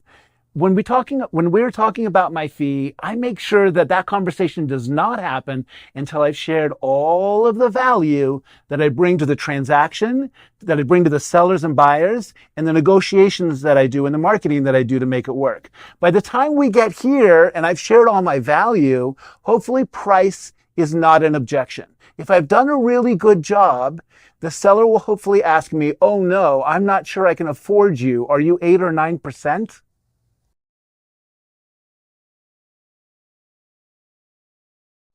How do I explain my commission and the value that I bring to the table? I would say this is something that is a conversation you have obviously with each and every seller. And it can be an awkward one, or it can be something that you can just get off the table right at the beginning of the conversation. A lot of sellers want to get the best deal, like we all do. But what I like to ask them is, are you trying to limit the amount of money I make in commission, or are you trying to net the most on your home? Because they're two totally different things. We do a lot for our sellers. We go through everything in our marketing book.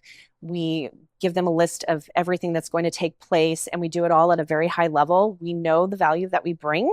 And so we have different options that we can do, but we definitely want them to know that you get what you pay for. And do you want to worry about what I'm making, or do you want to worry mostly about what you're making? Because that's my job, is to get you the highest price. I love both of those responses, especially around the idea that we need to help our sellers know that we actually care more about what they net.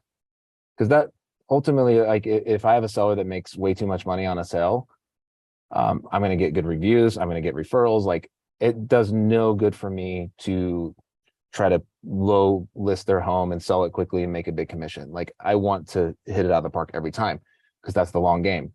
And we have to convince sellers of that. But I think the bigger question is, most agents, when it comes to commission, like the second the commission comes up, everyone gets awkward. And like, if they question the commission, the agent gets all like tightened up, like, oh my gosh, I have to defend myself. When in all reality, they're just asking a question. How much does this cost? Like, when we go to the grocery store and we're buying something, when we go to a clothing store and we're like, I like this jacket. How much does this cost?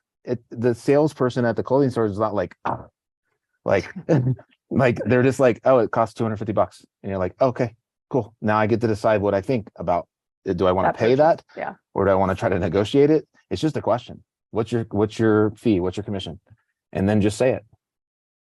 It's 6%. And do you think, with the transaction count being down, that more sellers are trying to, cut costs with selling their home through trying to negotiate down the commission? Yeah, I think there's always going to be the seller that wants to negotiate. So when someone says, like I remember I was helping sell this property up in Boulder. It was multi-million-dollar property, and we were having renovation projects happening. We were doing some move out services. Like, we were doing all this work. Like, they left us a key and they moved out of town. And he's trying to, so this is all the agreement, like we were going to do all this stuff. And then he's like, hey, so what can you do for me on the commission? Can you discount your commission? And I was like, no. I just looked at him and said no. And I was like, let me explain why. We're doing all this stuff for you, and that's a lot of work. And I want to do that job really, really well. And I need to make sure I can get paid personally, but I also need to make sure I can pay for the services. So no, there is no discount if you want me to do all these things. If you want me to eliminate all those things and you just need me to do these basic services, we can talk. And the conversation was over. Like, meaning he backed off his negotiation because no other realtor was offering all these other services that we could pack in, and we charged him 7% because he was getting construction services and move out services and all these things that we can provide as a team. But it comes down to, as an agent, are you willing to, and I'm not trying to be strong arm here, but like, you have to have a little bit of a backbone if you're talking to someone with a backbone, because otherwise you're just going to fold up. And it's not fun selling a house for 1%, especially when your costs are 1%. And the person will feel it, right? Like the seller's going to feel that you don't have a backbone, and then they're going to respect you less, and you might still lose the listing because they don't think that you're the right person to negotiate on their behalf in a tough market, right? So having that backbone also establishes yourself as having that strong personality to be able to take on the agent on the other side too, right? Yeah. And I've said to the seller, because they want someone who's confident. They want someone who's going to, so that's a script that I've used is, hey, I know that you want a discount right now and I'm not budging on this, but in the same way that I'm negotiating with you, I'm going to negotiate on your behalf.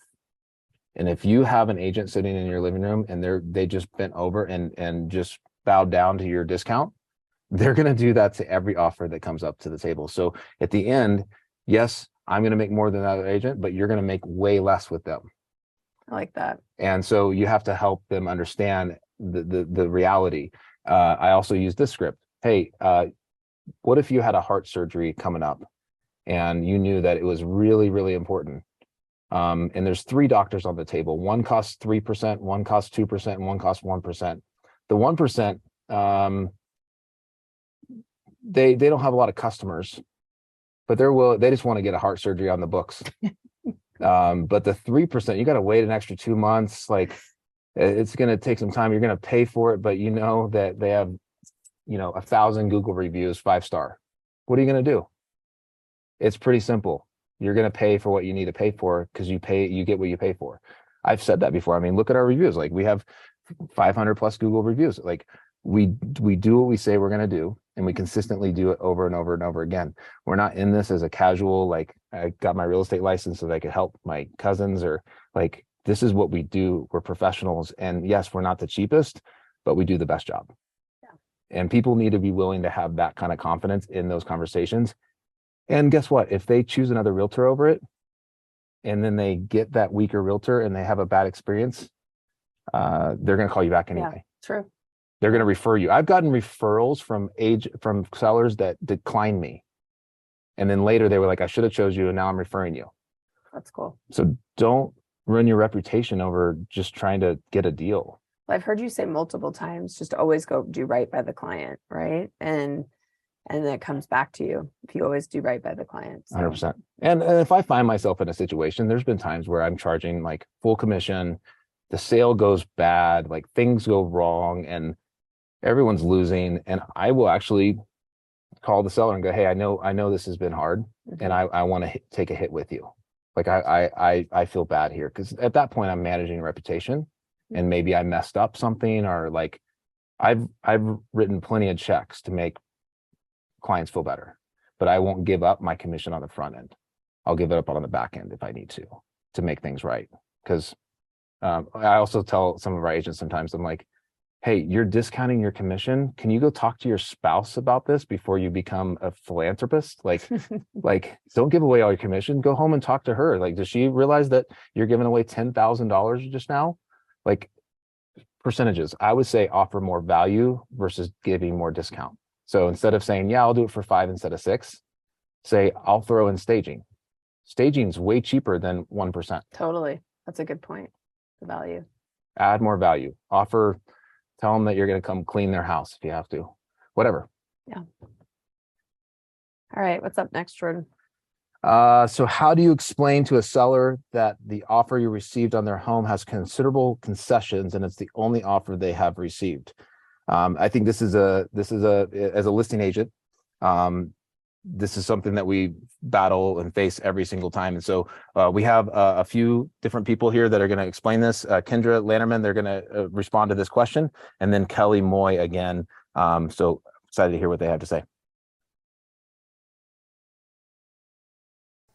If a seller receives an offer that they feel is unsatisfactory right out of the gate, first we just have that conversation. I want to rip that Band-Aid off and say, I understand that this offer is probably lower than you guys had anticipated. And to be honest with you, it's a little lower than I was thinking as well. I know the buyers are asking for a lot of concessions. We have a decision on how we respond to this offer. Our first choice is we can just flat out reject the offer and say, thank you so much. At this time, we're not willing to go this low. However, the other option would be to counter. If we're really far apart, a lot of times it'll be a verbal conversation before we formally draft a counter proposal, just to see if there's any way that we can come up with a creative solution to meet in the middle. If we go the route of formally countering, I think it's really important to remind your sellers that statistically, the first offer is often the best in terms of price. And once you get on the market for a long period of time, your price tends to go down, possibly even more drastically than this low offer in the beginning. So looking at all the data and trying to really decide, is this the best we're going to get? And if it is, make them understand why I think that.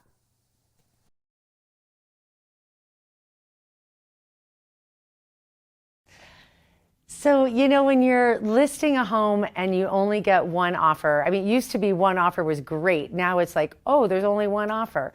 But when we do get an offer, I explain when I'm presenting it to the seller that, well, it might seem frustrating because it's not list price or there's all sorts of concessions written in or things that they want.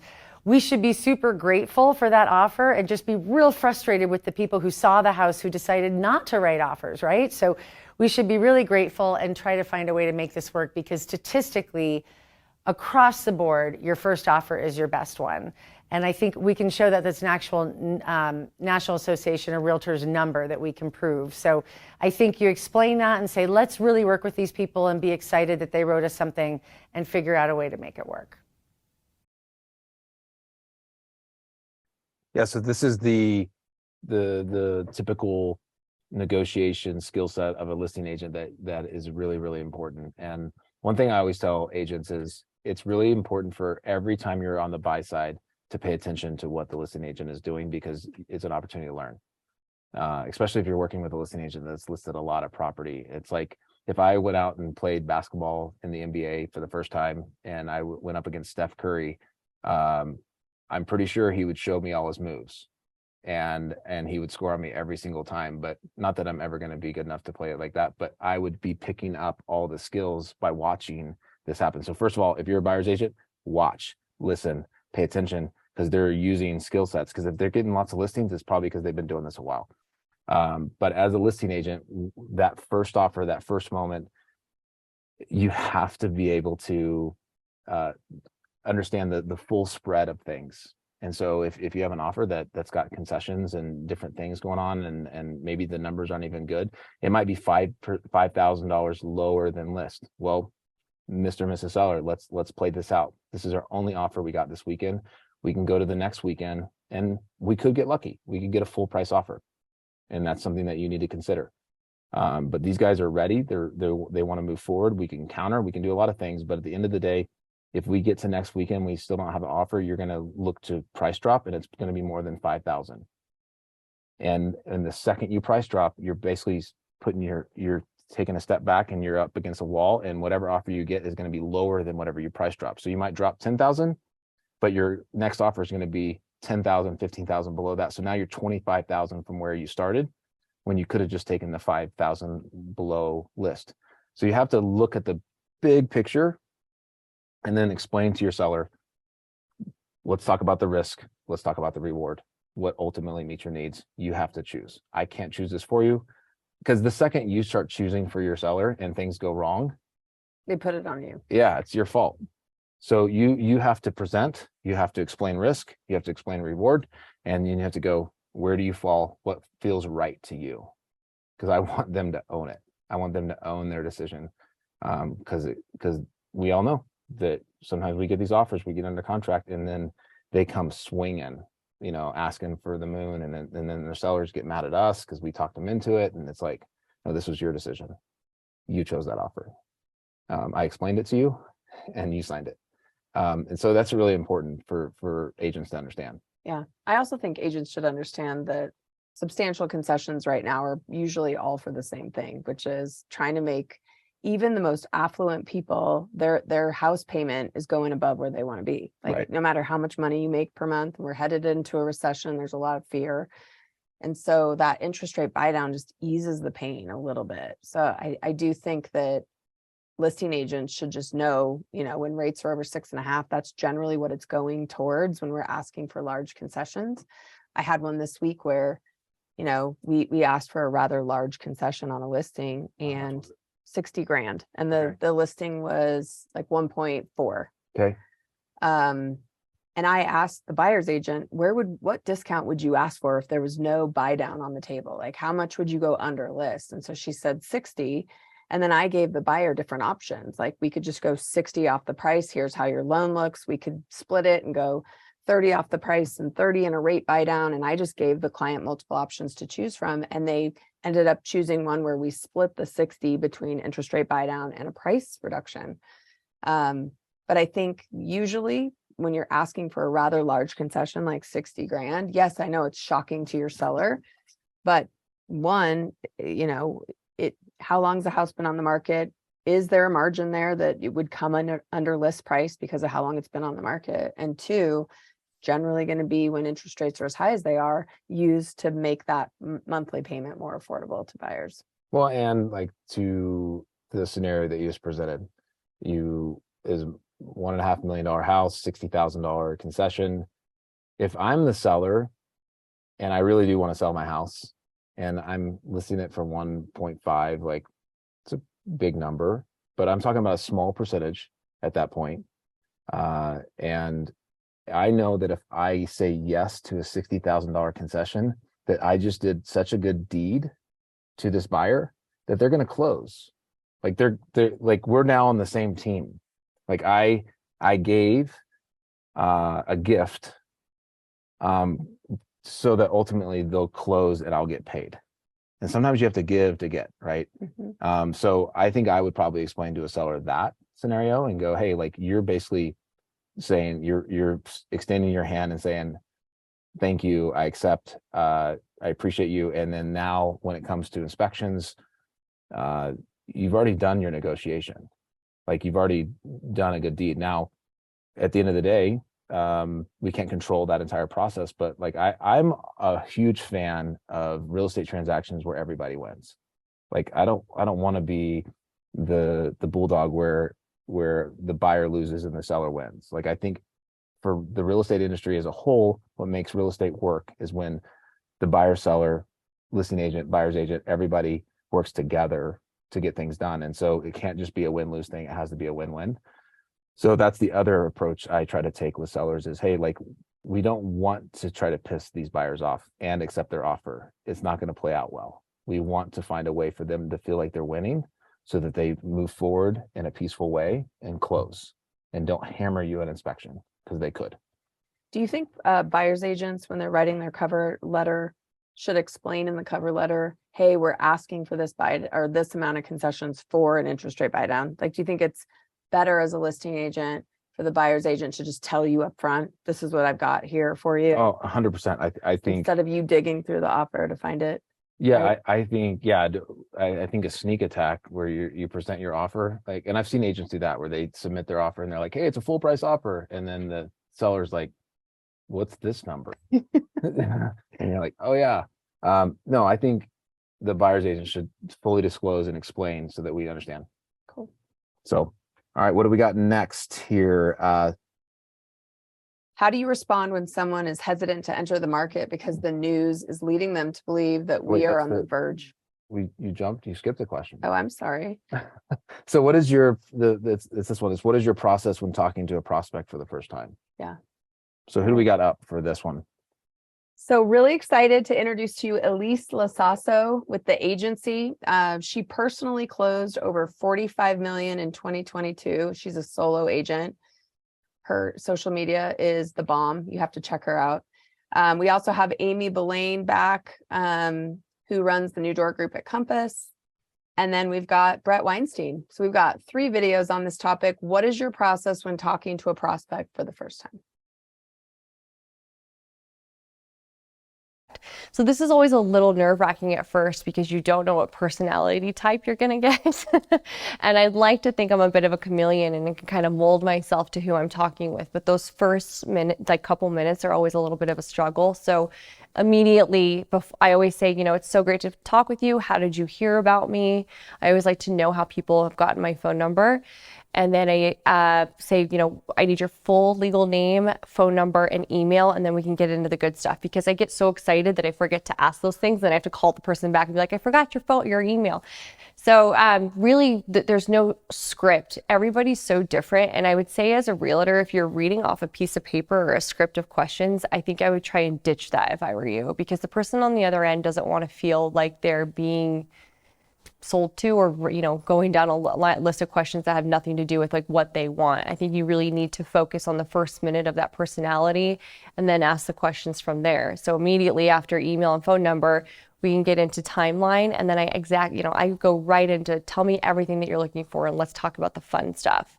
And then after that, I tell them about anything stressful with the market, what they want, and then what their budget is. And if they don't know their budget, introduce them to a lender.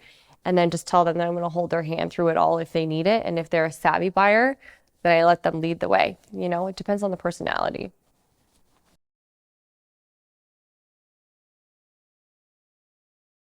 What is my process when talking to a prospect for the first time? A lot of it, I would say, depends on where that prospect came from. If it's an internet lead versus somebody who's been referred to me, that conversation is going to be a little bit different. If you are talking to an internet lead, I would say my biggest goal is to find out where they're at in the process. Have they spoken with a lender? Do they know where they want to live? Bedroom, bathroom count, all of that stuff. But bottom line, with a brand new fresh lead that's an internet lead, my whole goal is to earn the right to have a second conversation with them. They are probably shopping online, going to multiple sites, putting their information in, and getting a lot of phone calls. So my whole goal with an internet lead would be to bond with them, earn the right to have that second conversation. I'm not trying to close them on that day. I'm not trying to get them to sign anything with me. I just want them to feel like I'm there to help them with whatever I can help them with. If I am talking to somebody who is a referral, I would say, or a past client, it is, tell me about the timeline. Tell me, using the ninja coaching, if I could wave a magic wand, what would happen in the next couple of months with this process for you? So it just depends. I've already earned the trust with somebody who's been maybe referred to me by somebody that they know, like, and trust. But if I'm brand new to an internet lead, it's going to be just seeing where I can help them and how I can help them.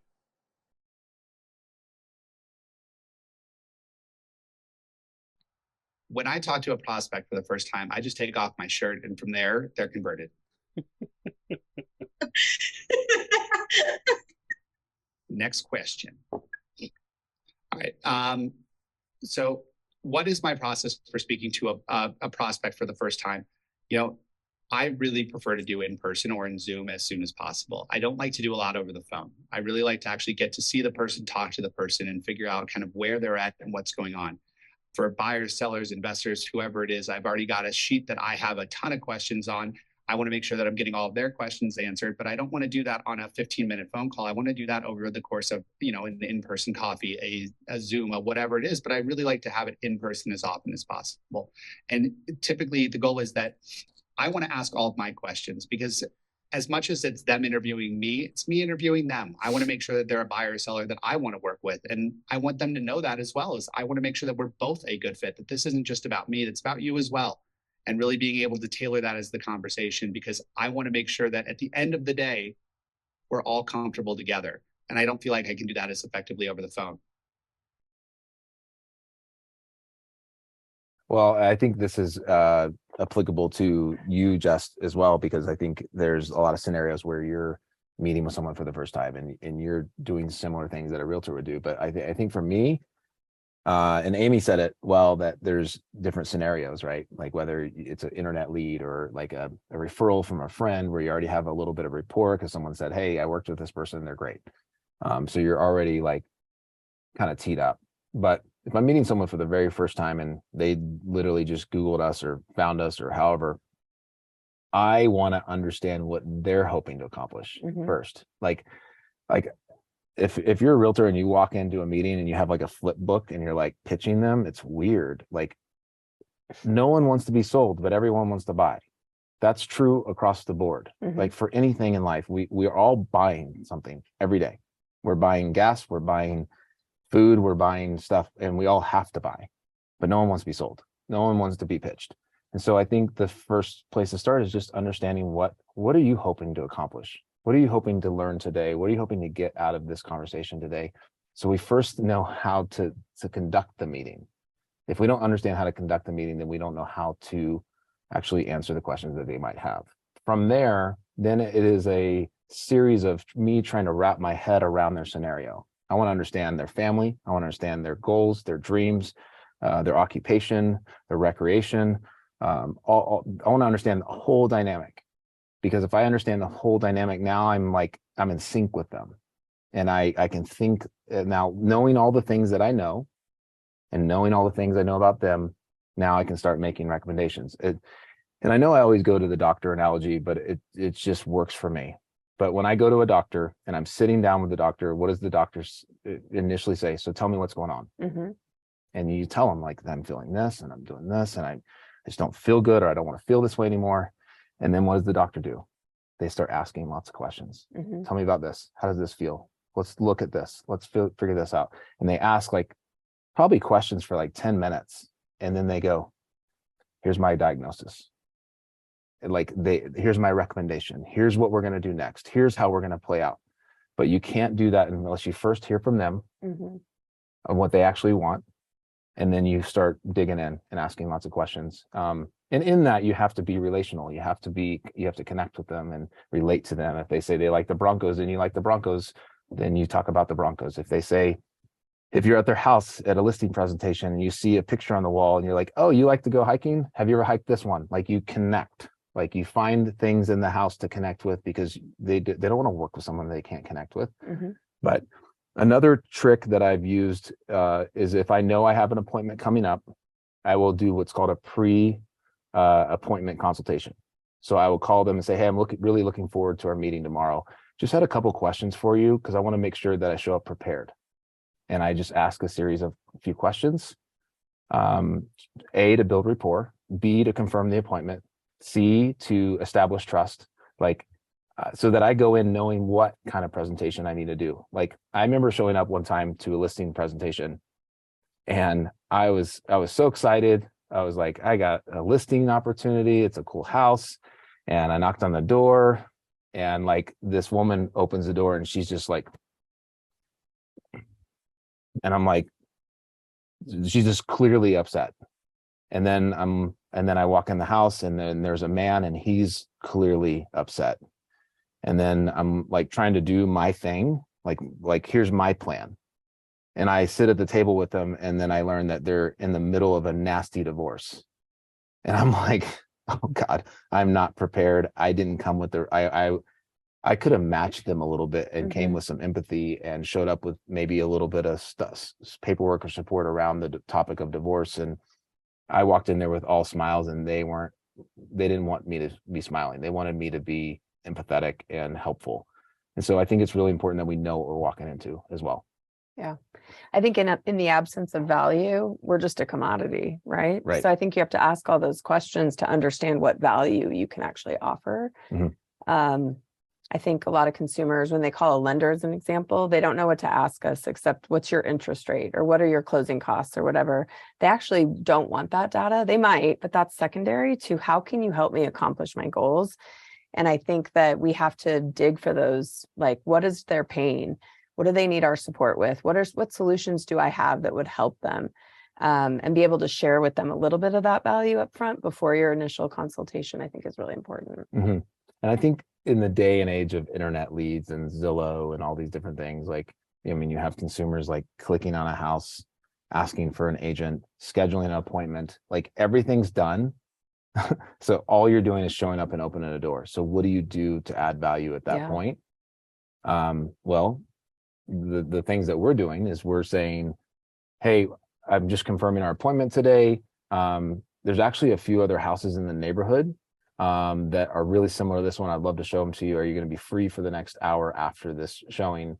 They say yes. Now I just bought myself another hour of time with them to connect, to ask questions, to learn more about them. I'll even say questions like, or do little things like, hey, I'm going to be at Starbucks, you know, right up until our meeting. What coffee can I get you? Just any kind of gesture of give. But a lot of times I'm asking the question of, hey, what have you done so far to prepare yourself to buy in this market? That question, will give you a lot of data, because I'm just looking. I just started. I haven't done anything. Awesome. Would it be cool if we grab coffee after the showing just to sit down, and I would love to take you through the process and make sure that you're prepared and have the right setup, because this market is tough. And I want to make sure that you have all the right tools in your tool belt to actually pull through. This is where we get into lending conversations and pre-approvals and this is really a buyer consultation. But if I don't have that opportunity, because it's now happening because I am meeting them at the house for the first time, I have to get to that buyer consultation. Yeah. All right. So last question. Yeah. I skipped ahead before, but here we go. How do you respond when someone's hesitant to enter the market because the news is leading them to believe that we are on the verge of a housing market crash? This is something I know you hear, right? Like, what is your long-term thoughts about, the future of real estate? I get this question a lot. So we have Kelly Moye and Amy Ballain that are going to tackle this question for us, and let's hear what they have to say. So when I talk to people who seem to want to move, but they're concerned that our housing market is headed into a housing recession or a crash of somehow, I explain the difference between the 2008 crash and what's happening in this market, which is a typical normal cyclical slowdown, which honestly we actually needed. But when you look at what it takes to make a market crash, there are 6 factors that feed into it, and all pieces of those puzzle have to come together to make that happen. If you look at where our market is now, none of those exist. And I have all the stats for whatever area it is that they're coming from to show them that that is not the case. So I think we can get past that pretty quickly with the statistics, because they show that we are definitely not in a housing burst, bubble, or a crash of any kind.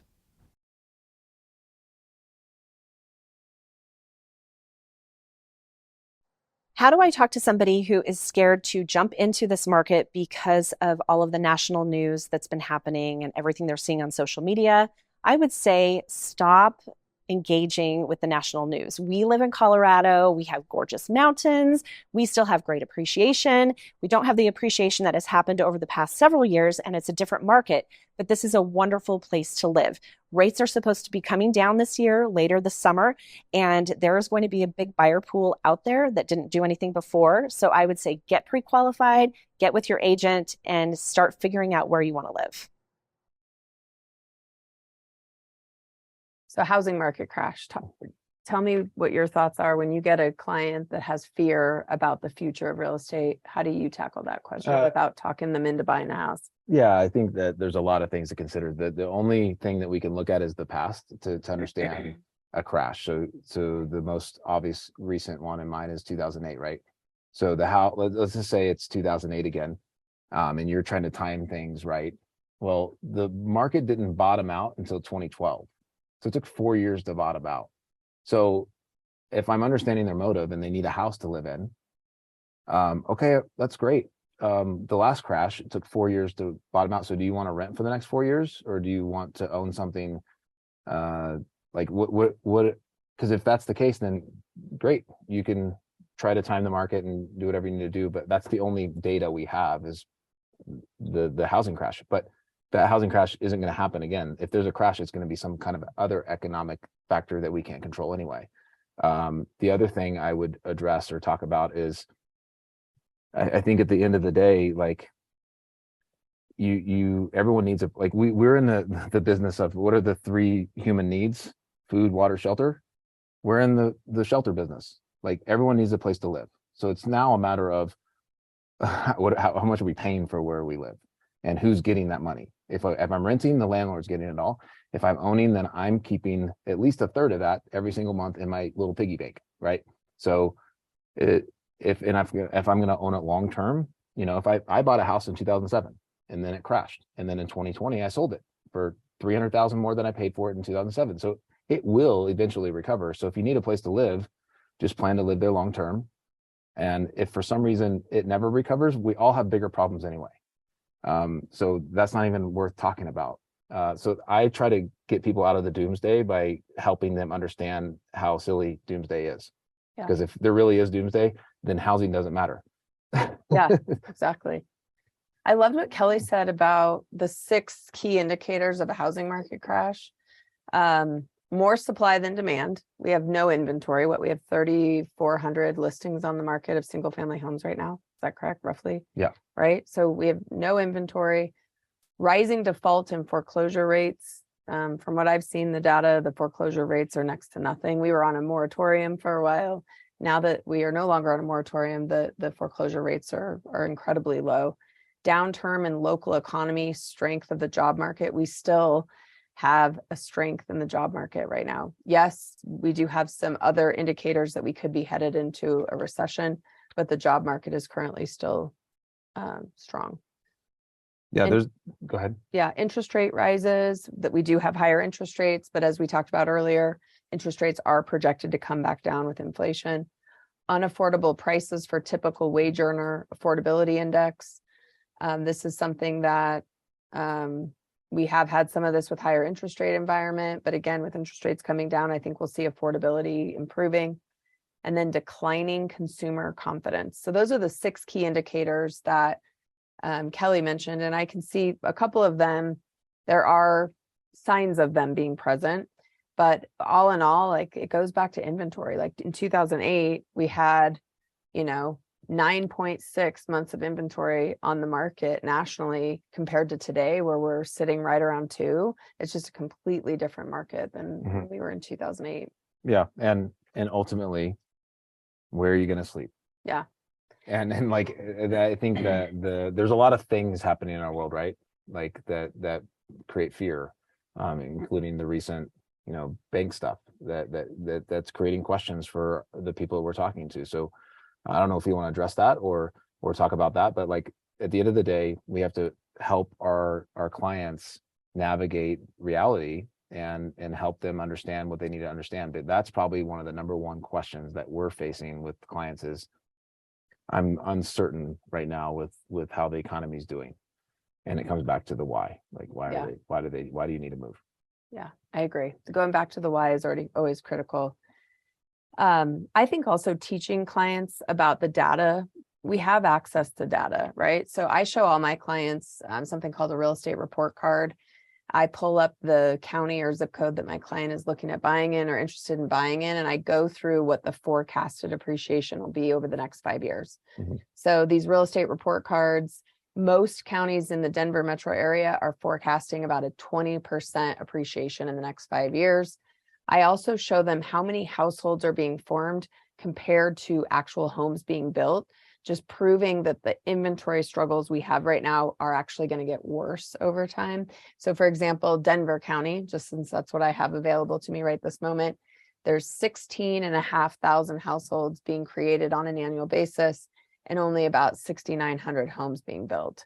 So that's why there's forecasted appreciation, as it goes back to supply and demand. So even with economic factors going on, there's still a shortage of housing that is going to ultimately end up driving the price of homes. 100%. And people need to understand that, and realtors need to understand that. I think a lot of times realtors don't take enough time to educate themselves so that they can have meaningful conversations around these kind of topics. Yet there's webinars like this where you can gain a lot of knowledge, and masterminds and all kinds of things. YouTube there's so much stuff out there, and we need to find more time to educate ourselves so that we can have meaningful conversations like this. Speaking of education, please come back to our webinar that's on the 30th. We're going to go really granular on appraisal gaps and rate buy downs and the economy and different things we talked about today. We'll get super granular. So we'd love to have you on that webinar on the 30th. More information to come on that. We will have today's webinar recorded. We'll have it ready to go and sent out by Thursday of this week. So be on the lookout for that. We'll just send it to all the people who attended today. And then I want people to be able to get in touch with Jordan. Jordan runs one of the top teams in Denver and is in this stage of his career that he is taking on coaching and mentoring. So I do want agents to be able to get in touch with him. If you connected with what Jordan had to say today, Jordan, how should people connect with you? I think the easiest ways would be Facebook, Instagram. You just Google me or Jordan Terrell. Or my email address is jordan@jordanterrellgroup.com. But yeah, I'd be happy to connect or point you to the right resources. But we as a team, we want to be helpful to as many agents in our market as possible. And we believe that the more we give, the more we get. And so we ultimately would love to help you guys any way you can. Cool. And then for me, we are taking on new agent partners, and I'm sure a lot of people that are watching this webinar connected with things we had to say. If there's anything that you're interested about, bridge loans or, different options that are available, appraisal gap strategy, please don't hesitate to reach out. My favorite way to connect is by calling us. 720-225-2720 is our office line.